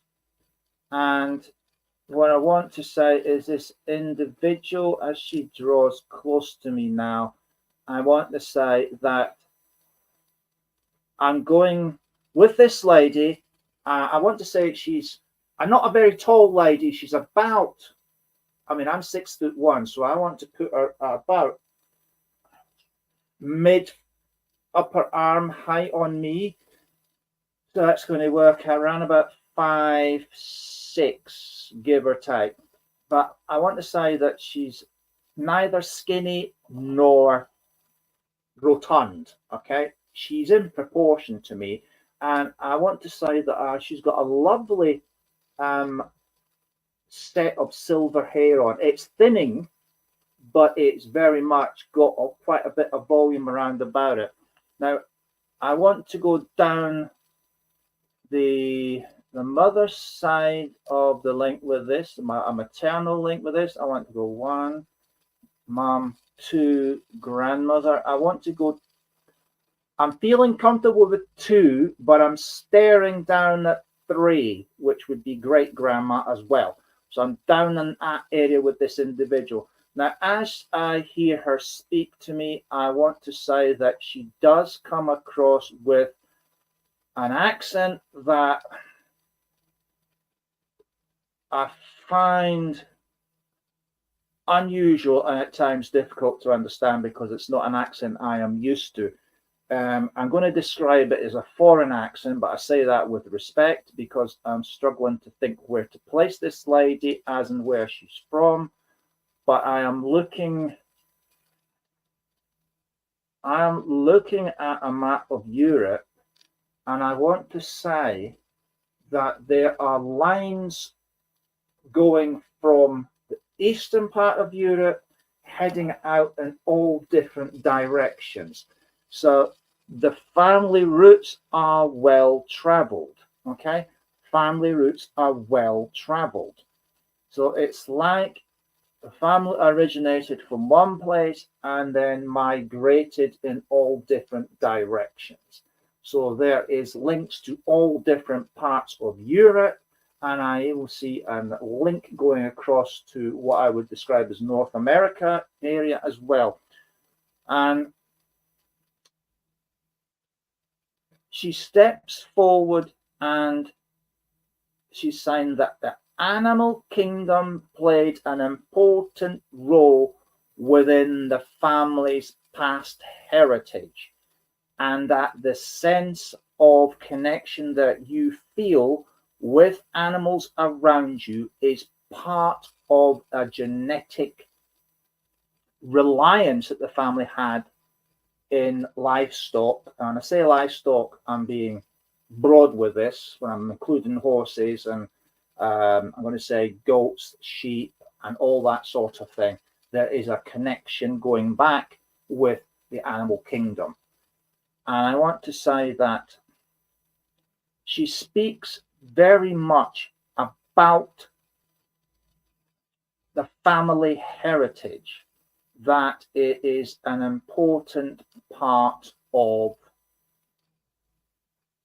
the family's identity. It is an important part to be proud of. It is something to treasure, and that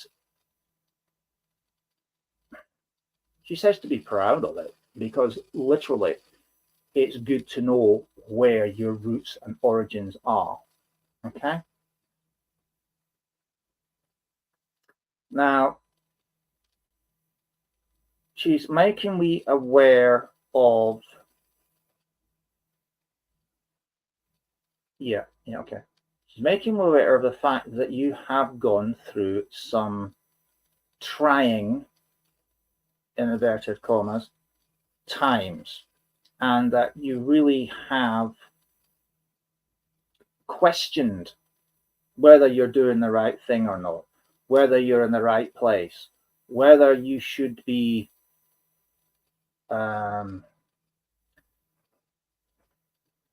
confident in yourself, being more confident in yourself, because it's like as I see an image of you in my mind's eye, I'm seeing, like, if I describe your aura as like an energy field that surrounds you, and seeing it suck itself in, it's like you've gone into yourself, and the confidence and the outgoing you has somewhat drawn into its shell.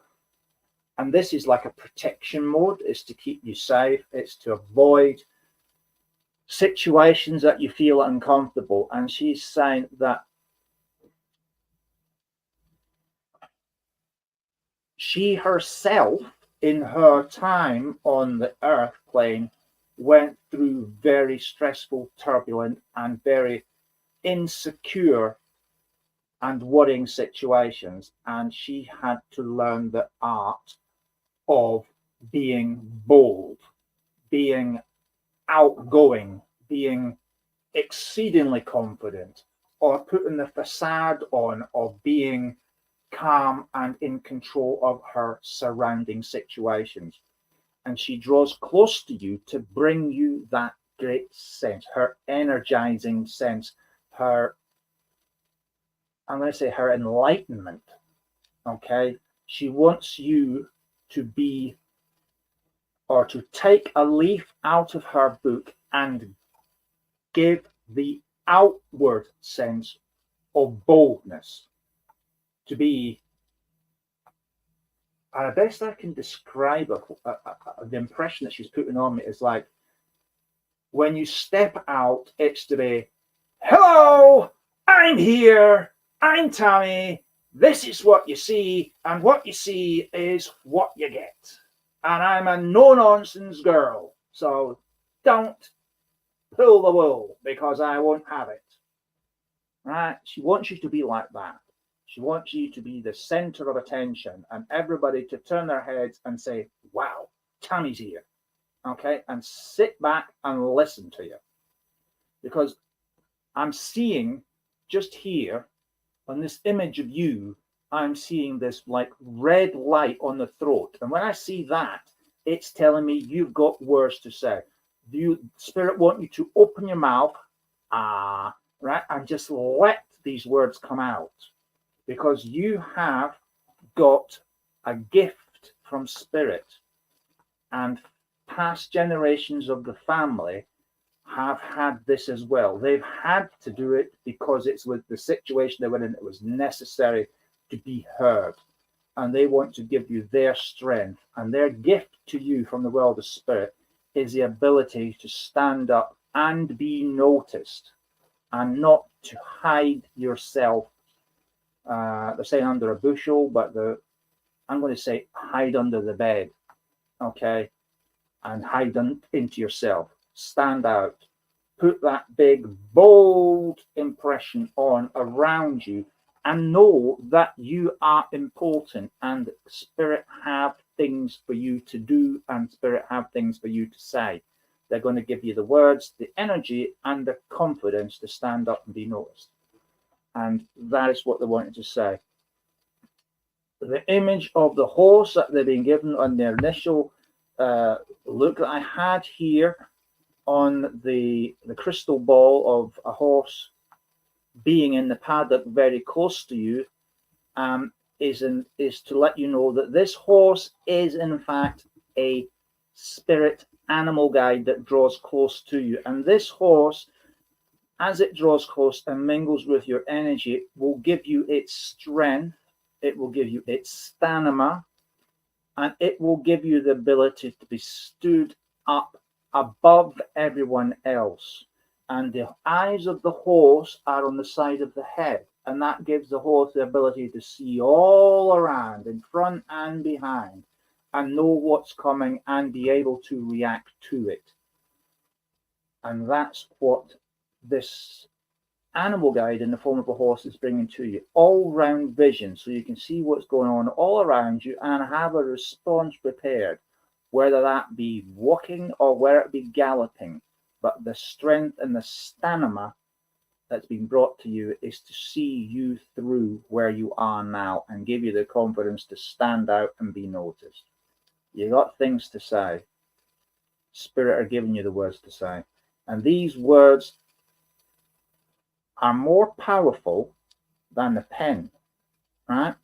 Because the words that they're going to give you has the ability not only to change your life for the better, but also to inspire others to change their lives for the better as well. And with that, Tammy, I'm going to bring that to a close, and I'm going to say thank you very much. Spirit have got a lot for you to do, and it's going to be exciting times for you going forward in Spirit's time. So I'll say thank you very much for that. God bless you. And also, from this moment on, Tommy, no more sitting hiding under the bed or in the dark cupboards. Time to stand up and be noticed, because you, as far as the world of spirit is concerned, are a very important being. Okay? So no more taking any more rubbish from anybody else. Take charge, follow Spirit's directions, and you will be very prosperous and a very successful individual, and you will leave a mark. So, as I say, God bless you. Thank you for the privilege of reading for you, Tammy, and I wish you every success in your journey with Spirit. Daddy, it's over to you. Son, are you there? Tina Yes, is I am. Tina has returned. Oh, Queen Tina the Great. Right, I'll bid you good luck. Tina Simpson has returned, son. Right.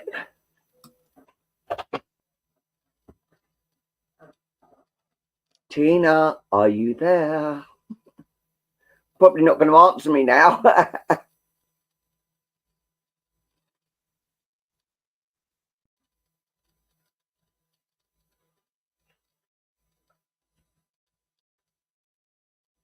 Maddie Graham, it's very difficult to give you a rating now because son-in-law Luke has brought a couple of gentlemen through for you.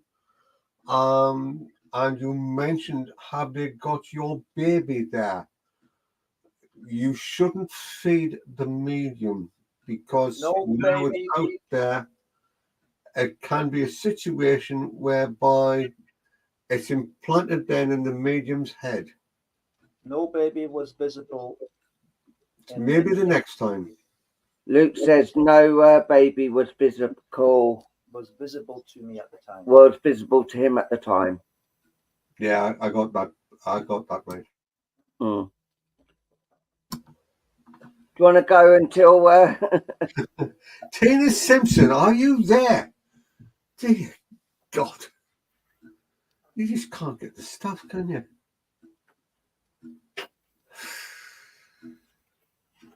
She was there. She says I'm back.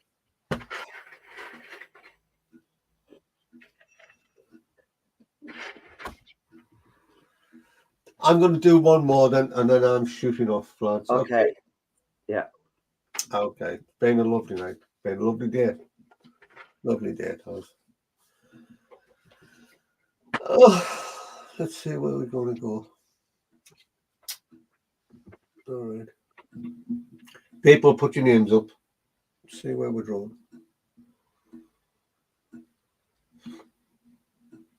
Oh, blimey, you're in quick. Not sure if this is possible. Can you highlight that question, please, from Angel, please? Thank you. Not sure if this is possible. I am stuck on a family tree for my father's birth. Is it possible to ask Spirit where my father and his siblings were born, please? I know it's rather strange. Thank you. Angel, I'd like to answer your question whilst people are putting their names up, okay? For quite some time, I've done my own family tree. I did my wife's family tree. I got it back to the roughly around about the year 950. A lot of work went into that. On my side of the family, I always struggled with my father's side. And it was a very, very difficult situation because as I've looked through all the records, there is no indication whatsoever of a birth certificate. None at all. And it was through sheer chance that I started going down different routes, different lines of the family and what have you, different sides, i.e. his mother and father's side of the family, that I came across some information which had to be, well, let's just say over 100 years of mystery finally came to light. And that was purely and simply because, how do I put this? Nobody at the time had filed any information digitally. Okay? You have to stick to it. Now, if one of us comes to you, then we could quite possibly go down that route. And you might, well, my father's was from 1918, so that's just a little bit further back, not that far, you know. You might find that the information you were given, you will need to write down and to pursue down other lines. Okay, it's only a word of advice. All right.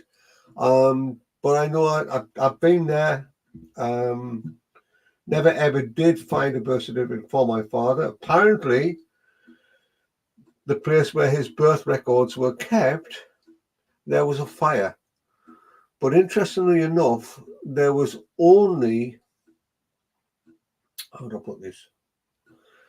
The only records that were destroyed in the fire, bearing in mind these were all paper records in a vast room, the only records apparently that went up in the fire in flames were my father's. So for some strange, inexplicable reason, someone didn't want me to find out certain information. So yes, so there you go. It can be awkward. Send me a message and give me some details, and I'll have a look. I'm with Ancestry, and I've got world coverage, so I can have a look for you as well. Not a problem. Okay. Anyway, let's have a look, see where we're going to go. I had somebody come in and then they disappeared. Oh God, it's just typical, isn't it? Just typical. Not a problem. I've done family research for about 25 years now. So if you send me a message, then I'll have a look, see what I can find out for you. All right, people, put your names up as we say. Let's have a look, see where we're going to go. Jamie. Oh, Jamie.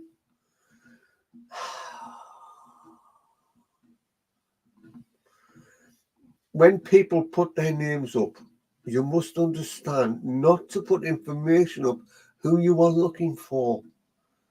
Please understand this.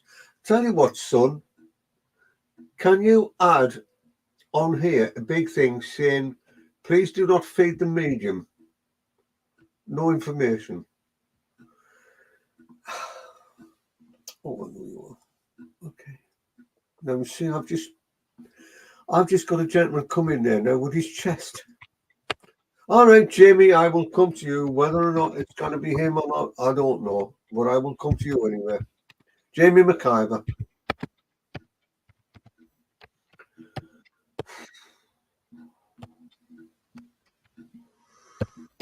I wasn't, Kim.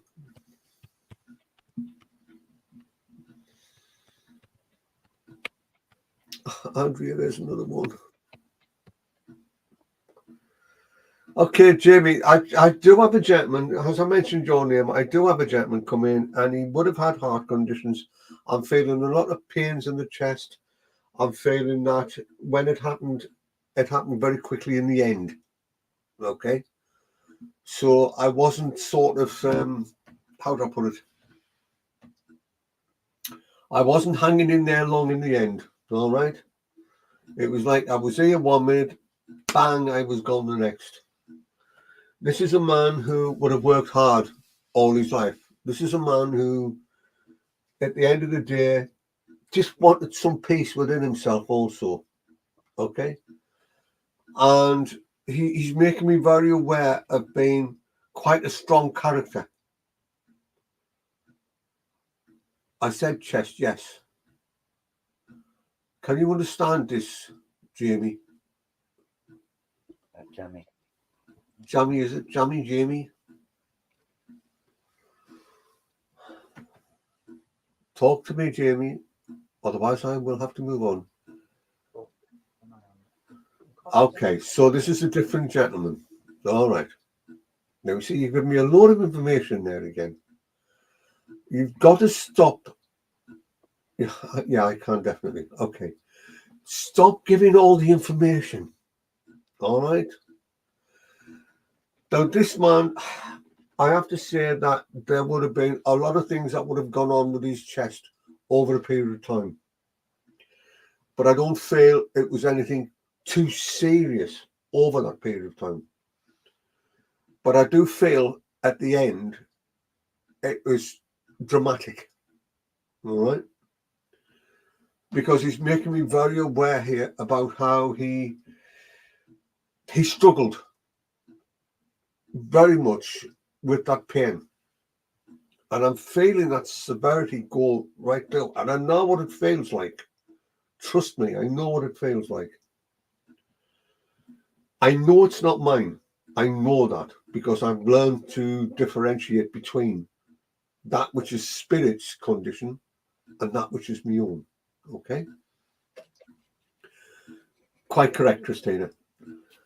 And this man, I want to say, you didn't speak out of tune to, because if you knew what was good for you, you just kept quiet about things. You didn't say too much, all right? Because he would get aggravated, he would get uptight, he would get upset with people around himself. And he's drawing close to you because he's saying to me, there's just so much going on inside the head. And it's like the mind is all clustered, you know? And we understand your frustration. We understand your wanting your father to come through. This is spirit talking to you now.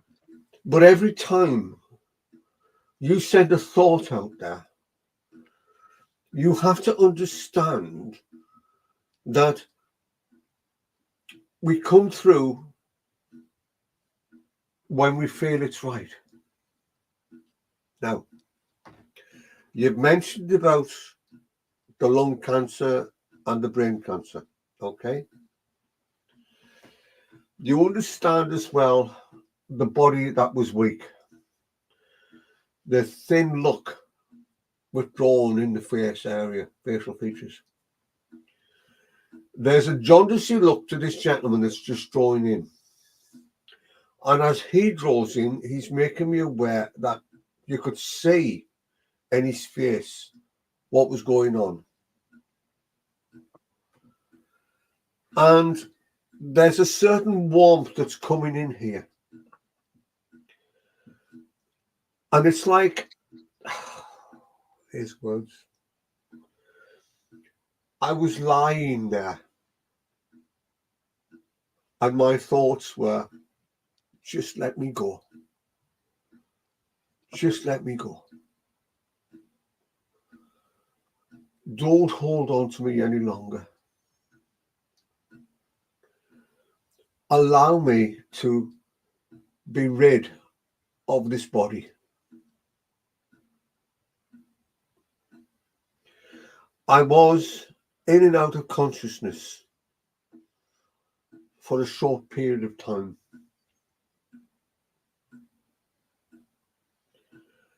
As each moment went on, I became weaker and weaker.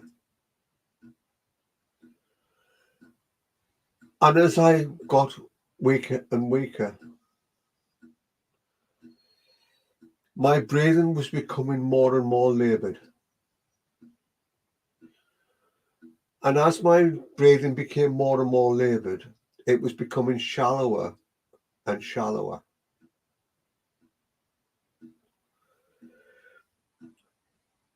And I'm seeing this physical body lying in this bed that I want to say was a former shadow of itself. Because I'm looking very weak. I'm looking very tired. I couldn't cope for a little while before I passed away. I'm seeing a lot of sickness. And I really don't like the look of that. The sickness is dark in colour. And it's like certain things that were being put into me, I was bringing up.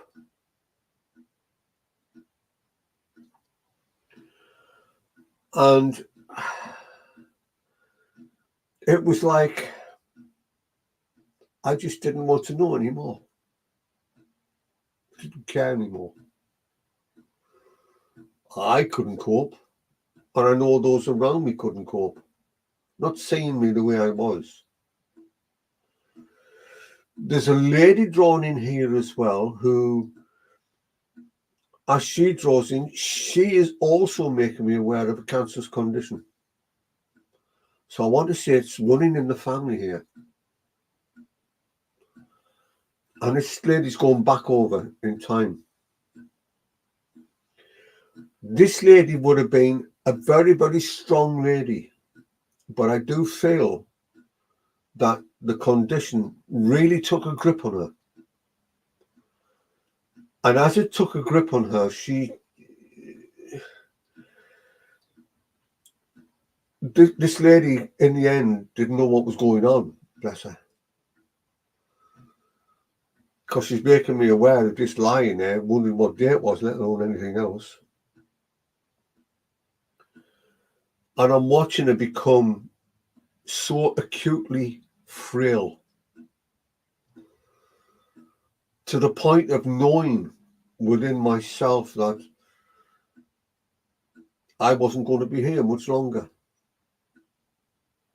I also passed in the end quite peacefully. And I was thankful how I passed, because it could have been a lot worse. This lady, although in life she had an inner strength because she had to, there were times in that life where she desperately wanted to cope, but she couldn't. And this is everyday life. But her pride was always a situation whereby she kept herself, how do I put it?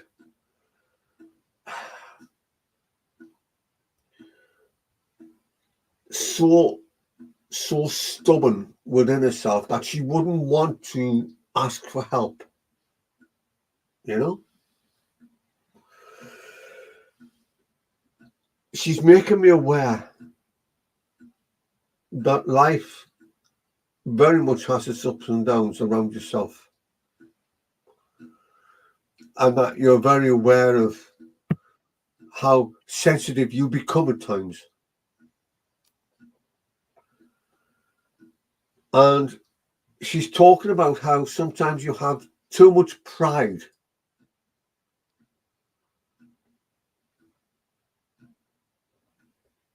And as I'm watching, I'm seeing this understanding that deep down within,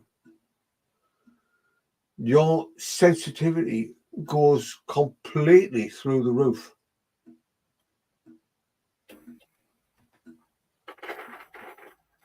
And she's talking about how, in reality, we need to calm ourselves down. You understand this, Jamie? You understand where you need to step back a little bit from a lot of things that are going on around yourself. Because as I'm watching, I'm being made very, very aware that there is a need for you to find inner peace within yourself. There is a need for you to be able to accept that we have gone from this world. But it's very hard to accept when we don't want to face the reality of it. We want to be able to just think of it as a bad dream, and that we'll wake up and everything will be back to normal, the way it should be. And this is where the gentleman you were talking about with the cancerous conditions is drawing back in. And again, I was going to say to you, I never had chance to say what I needed to say, but you brought it up there, Jamie. You're jumping ahead. Try not to jump ahead. And this is good sound advice for everyone that's here tonight or today, wherever you are. It's to allow them to come through and talk. Allow them to say what they want to say. You'll find then that the communication will become stronger. The communication will help you then to accept more within than thinking, oh, he's just rating him or her. They're just saying what she's saying or he's saying. Gentleman's shaking his head. He's shaking his head. Because he's saying, she calls out to me every day. She sends me a message every day. She talks to me whenever she can. In the hopes that I will talk back. I have put thoughts inside the head. I have tried to sort of get them to understand that I am there.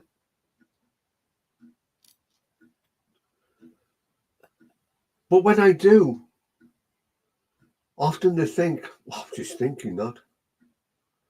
It's just gone through my head. That's only my thoughts. Can't be anything else. That's because they still can't accept the fact that we have gone from this world. That they want us here constantly. So, like I said, it was just a bad dream, and then I'll wake up and everything will be as it should be, and everything will be right.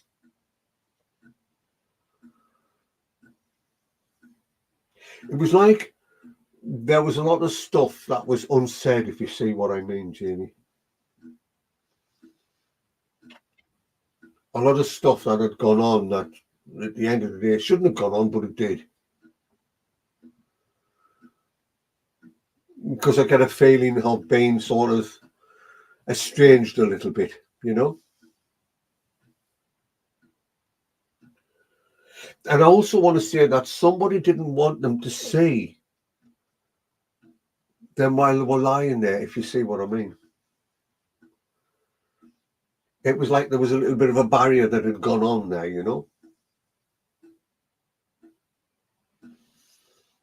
Come on.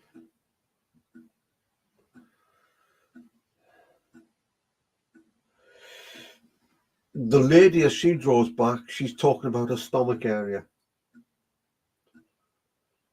and a bloated sensation, and I'm seeing quite an enlarged tummy area coming up. It's quite hard actually,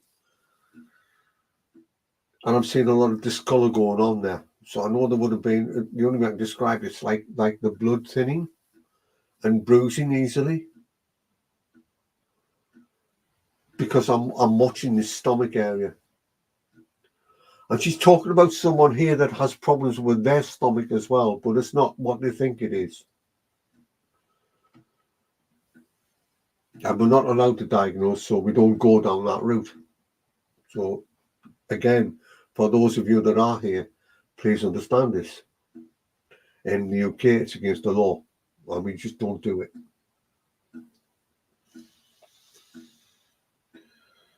All right.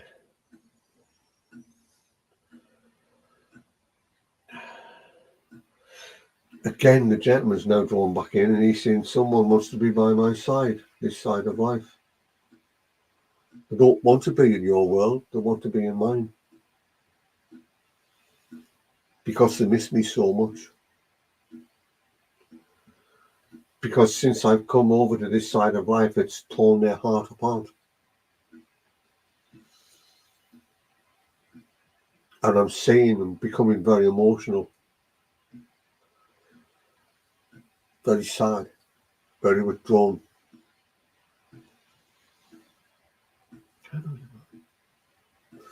I'm also wanting to bring army connections here, Jamie, because I've been made aware of army connections being drawn close. And it's like they had a hard life, but it was a life they accepted for themselves. It's like they wanted to try and make a career out of it. But it's symbolic in the sense of wanting to sort of bring you strength. Try and get you to have that regimental strength inside so that you can feel that strength beginning to help you to harden up within to a point of whereby you accept things a little bit more readily than what you do.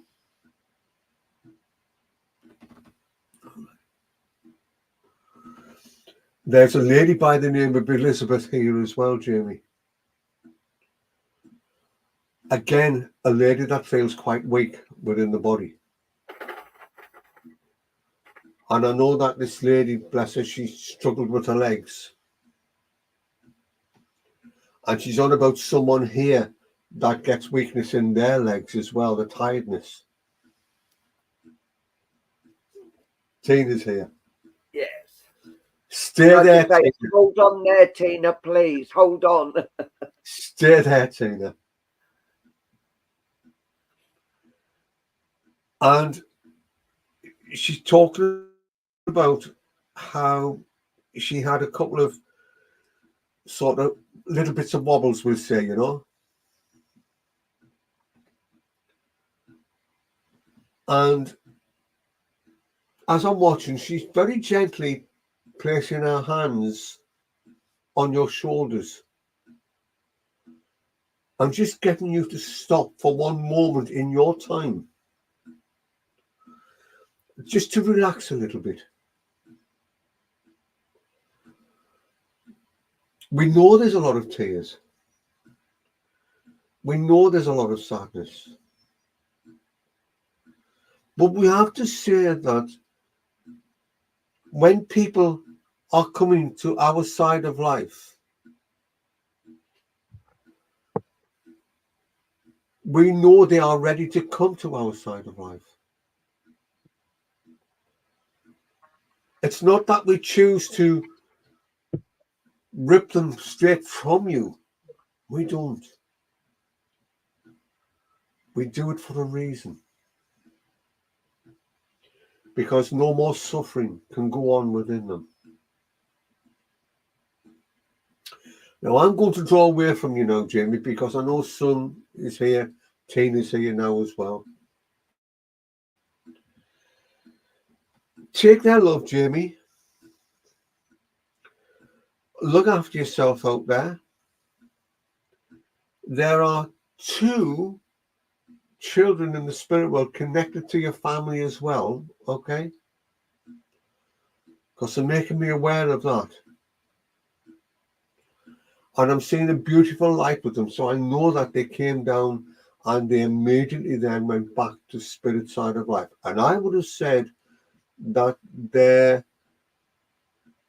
as their spirit came into the material body, I want to say that the likelihood is that up to a month before they passed away, basically, and they returned to spirit, okay? Those children are bringing a beautiful light to you, and they're telling me to say to you, look to the lights of Christmas, enjoy Christmas, because we all want you to do from our side of life in this world, okay? Stop putting things on hold within your life. Allow yourself to look forward in life. Walk that pathway with pride. Hold your head high.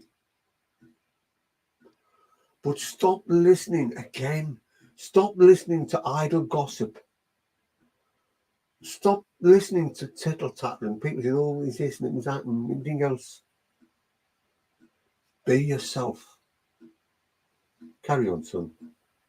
Tina's here still. Right. Tina, are you still here?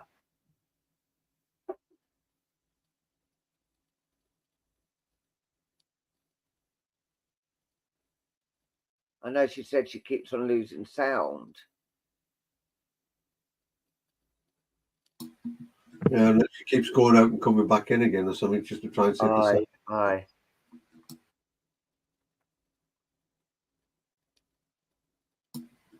It's a pleasure, Jamie. It's a pleasure. But, you know, hold your head high. Out of all of it, Jamie, it wasn't your fault. Okay? Yeah. It wasn't your fault. I just want to say something to Jamie quickly. Please don't think that we was having a go at you when we were saying stop giving information. We're only doing it for your own good, and this is for everybody, because there's some people out there that will actually take what you say and make it into a message, and you pay them to how brilliant, and they say, come back next week and I'll give you more. So then you pay more money, but they've already got everything they need. Just remember, I'm not like that. No. I'm not like that. No. Nah. But this is what some people are like. Absolutely, son. Absolutely. And we're only doing it for your own good. And their safety. Yeah, and your safety and spirit safety. From being ripped off. Yeah. Being scammed. Yeah. And there's a lot of people. We had one earlier that tried to come on and scam people, but no. We work in the love. We work in the light. So it's okay, Jamie. It's not a problem. It really isn't. You know, it's just you have to remember that when you, to everybody here, when you come into these situations, it's always best to say nothing.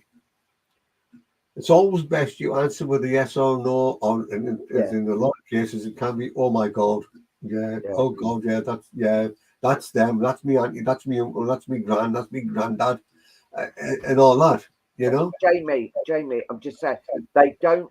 You're not scamming. We don't think no, that. you're not scamming, but Facebook take it out as like you're scamming, where you're writing it all the same thing again and again and again, and they can actually put it down as scamming and block people, which we don't want.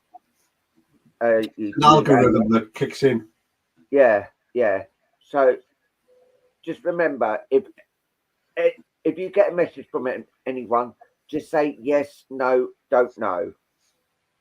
That is all you need to say. It's down to us to bring the proof to use. Right. And that goes to everyone that's watching as well. Oh, yeah. It's down to us to give the proof, not you telling us. So then there's no proof. So if you go to pay for someone, you're actually telling them. So it's, oh, that's an easy 20 quid for me. Yeah. Or well, some charge 50, 60 quid now. In America, they're about 80, 90 quid. But yeah. I did a couple of radio shows in America, you know, and one of the ladies in particular that came in, she'd gone from medium to medium to medium to medium to medium and whatever, and so on and so forth for years. And they, in the end, were getting so fed up with her because the very person she wanted to come through wasn't coming through. And basically, it's like a lot of things, you know. They said to her, well, you know, because you're negative, they won't come through. So I said, well, because she was on the telephone at the time, I said, well, let's have a look, see what I can get for you. And I brought this Tina, lady. right, hush up now. Sorry. Like Tina. Right, sorry to That's interrupt. okay. No, that's okay. I have to get now. She's here. Right, Tina, I've got a little boy here who's coming in close to me now, and he's telling me that he's been around you a lot at the moment, and there's been a lot of worry about, and there's been a lot of upset. Can you understand this, Tina, please? Because he's coming in so much now, and he's actually coming in with a lot of love. And he's actually been coming and giving you cuddles, and you've actually felt the cuddles from him as well. And he's saying, don't worry, you know I'm about you. You always talk to me, and I always talk to you. Sometimes you're not hearing what I'm saying, and it does get quite frustrating, but I still come in and tell you that he loves you, and he still gives you a kiss and that. Can you understand this, please, Tina? Because he is so adamant. Can you respond, please, Tina? Sorry? I'm just saying, Tina, can you respond, please? I don't know if she's dipped out again.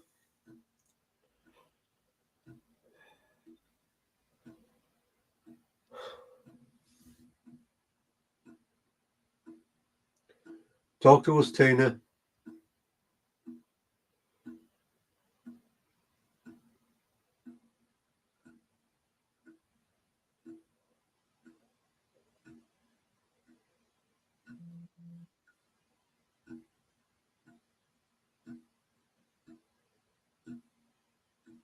Like she's gone again, mate.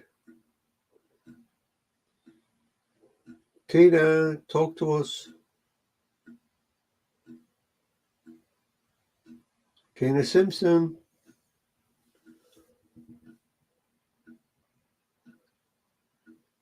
She's there. Can you understand? All right, I'm here.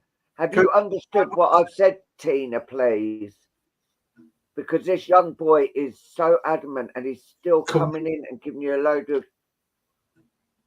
It's coming up without anything being said. You see, there's three up there. Yeah, this little boy is just coming in with so much love for you, and he's always giving you a cuddle and a kiss. And sometimes your question, oh, She you said, couldn't hear. yeah. Can you hear now?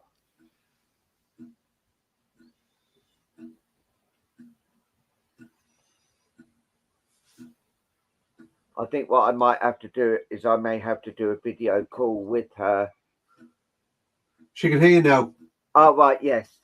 He's actually coming in with a lot of love and a lot of cuddles for you, and he knows that you speak to him all the time, and you actually do hear him. Not sometimes you don't, and it gets quite frustrating, but he's actually coming in with a lot of love and a lot of kisses for you at the moment, because there's been a lot of downtime at the moment. You've been quite a bit down, and there's been a lot of things going on around you that it's just been really getting to you. And he's actually coming in to try and lift your spirit, because he's saying that the spirit needs to be lifted up a bit more, because you're finding things quite difficult at the moment. Can you understand, Tina?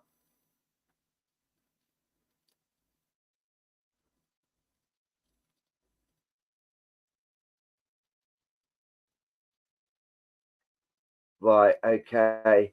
But he's coming in around. Just a minute, son. Tina, she absolutely can. Tina, stop feeding him, right? Try and remember he's bringing the little boy through. Okay? Try and remember that when you say things like that, you're putting thoughts into his head then. All right? We can appreciate and understand that, you know, there's stuff going on. But just try and go with what Paul is on about, okay? Okay, Yeah. she said, right over. But the love that he's actually giving to you is more love that anyone could give. It's like the love a child giving to a mother gives to a child. And this is how he's coming across to you. And this is quite hard to say, because what you put about his mum is because he's actually saying, I got more love out of you than I did my own mum. So that, see me saying that and you putting that, it's actually quite a difficult thing. But he is always around you now, and he's actually giving you so much love and support now. And he's saying, I do support you, I do love you, and I will always be around you. Oh, bless him. Oh, because he's actually saying, you are more like a mummy. You were more like a mummy.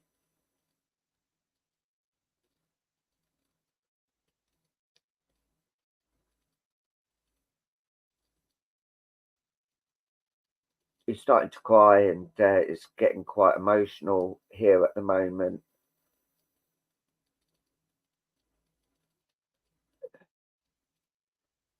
He's coming in quite close, and he's actually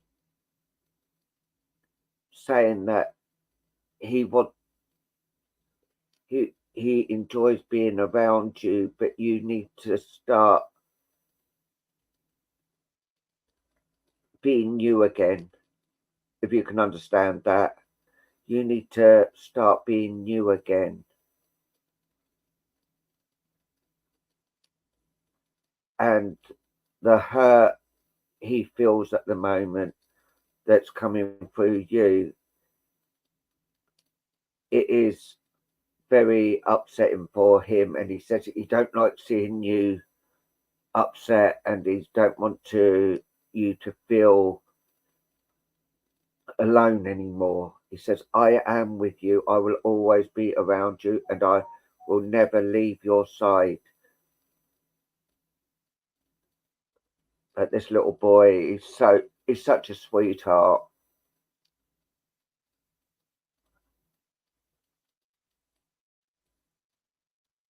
He's got a little twinkle in his eye, but he's bringing in a little girl as well around. And this little girl's coming in with him. but I feel this girl was actually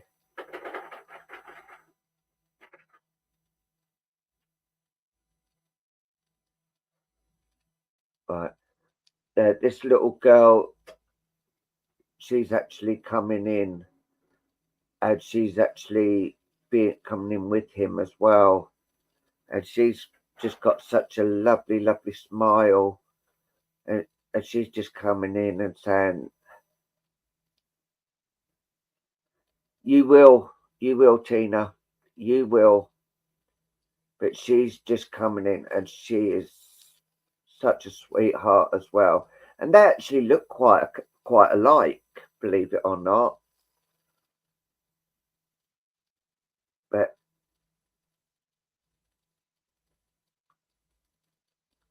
okay, I don't give names, so I wouldn't have given a name anyway. But she's just coming in with so much love with this little boy, and she's saying, you need to be you again. You need to start having a look.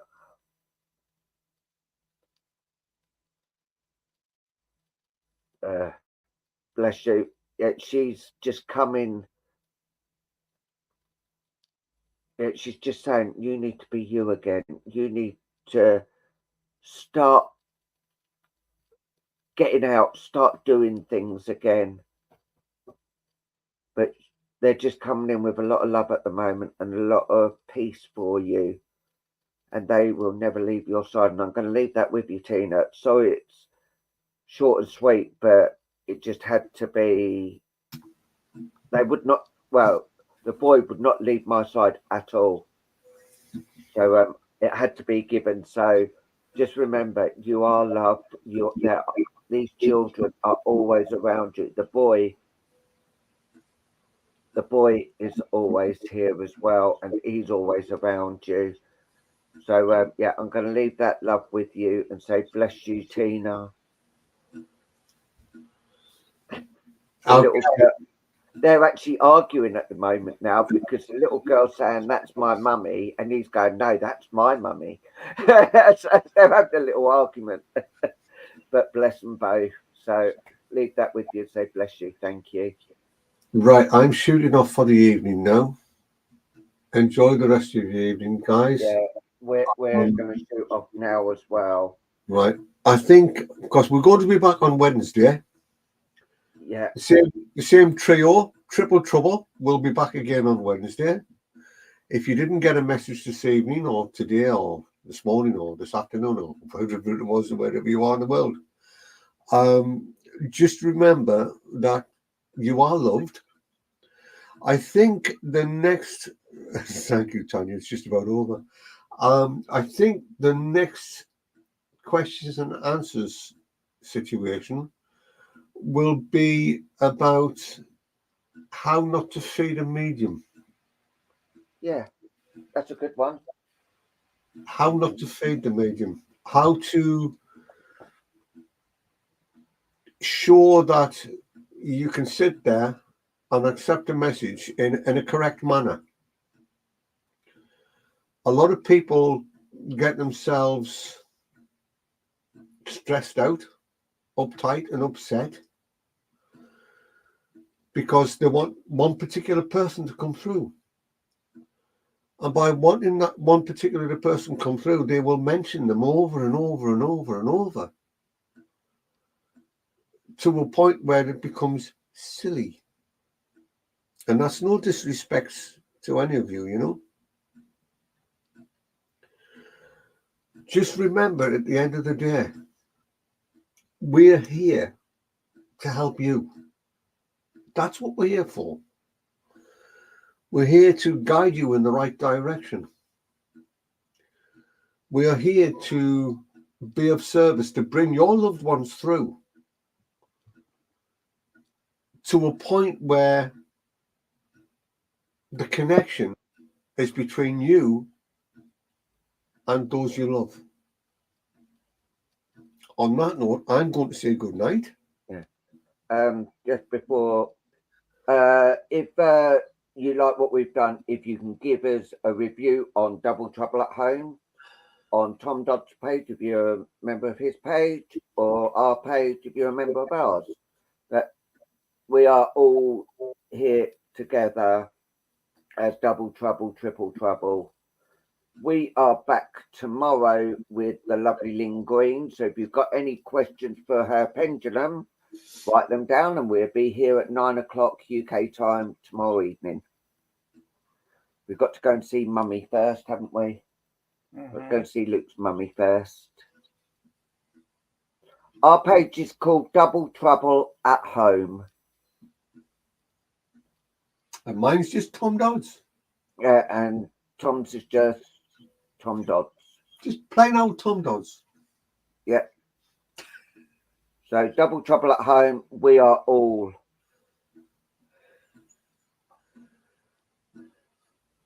If my dad was 87, he would still be 87.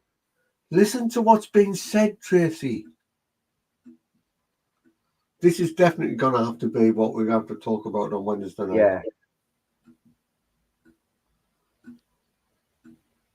Yeah, I think that'd be a very good one for Wednesday. Yeah. Yeah, most definitely. Because it's common sense.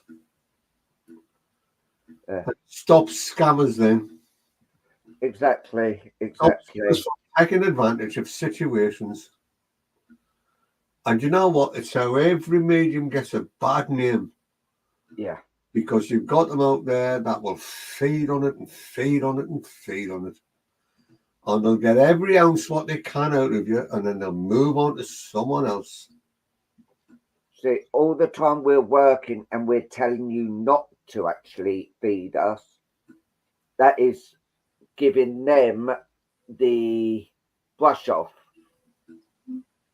Because we're telling you not to, they're telling you to do. If you can understand that. We're telling you not to feed them, but they are actually telling you to feed them. So the best advice we can give is just say, yes, no, I don't know. And then that is the best piece of advice I could give. Yes. And yeah. So we will see you tomorrow, and Daddy Tom, we will see you next Wednesday. Are you on any other time this or next week? I haven't got a clue. My diary's elsewhere. Yeah, I will be putting no idea. Up, what we'll be doing over the next month. I'm always floating, so yeah, sometime this week. Now, Daddy, enjoy the rest of your birthday, even though it's nearly over. Yeah. Do what I do. Have it for the week. Well, why not? Indeed, I don't for the weekend. I know I'm back on Zoom next Saturday. And I can't for the life of me remember who it's with.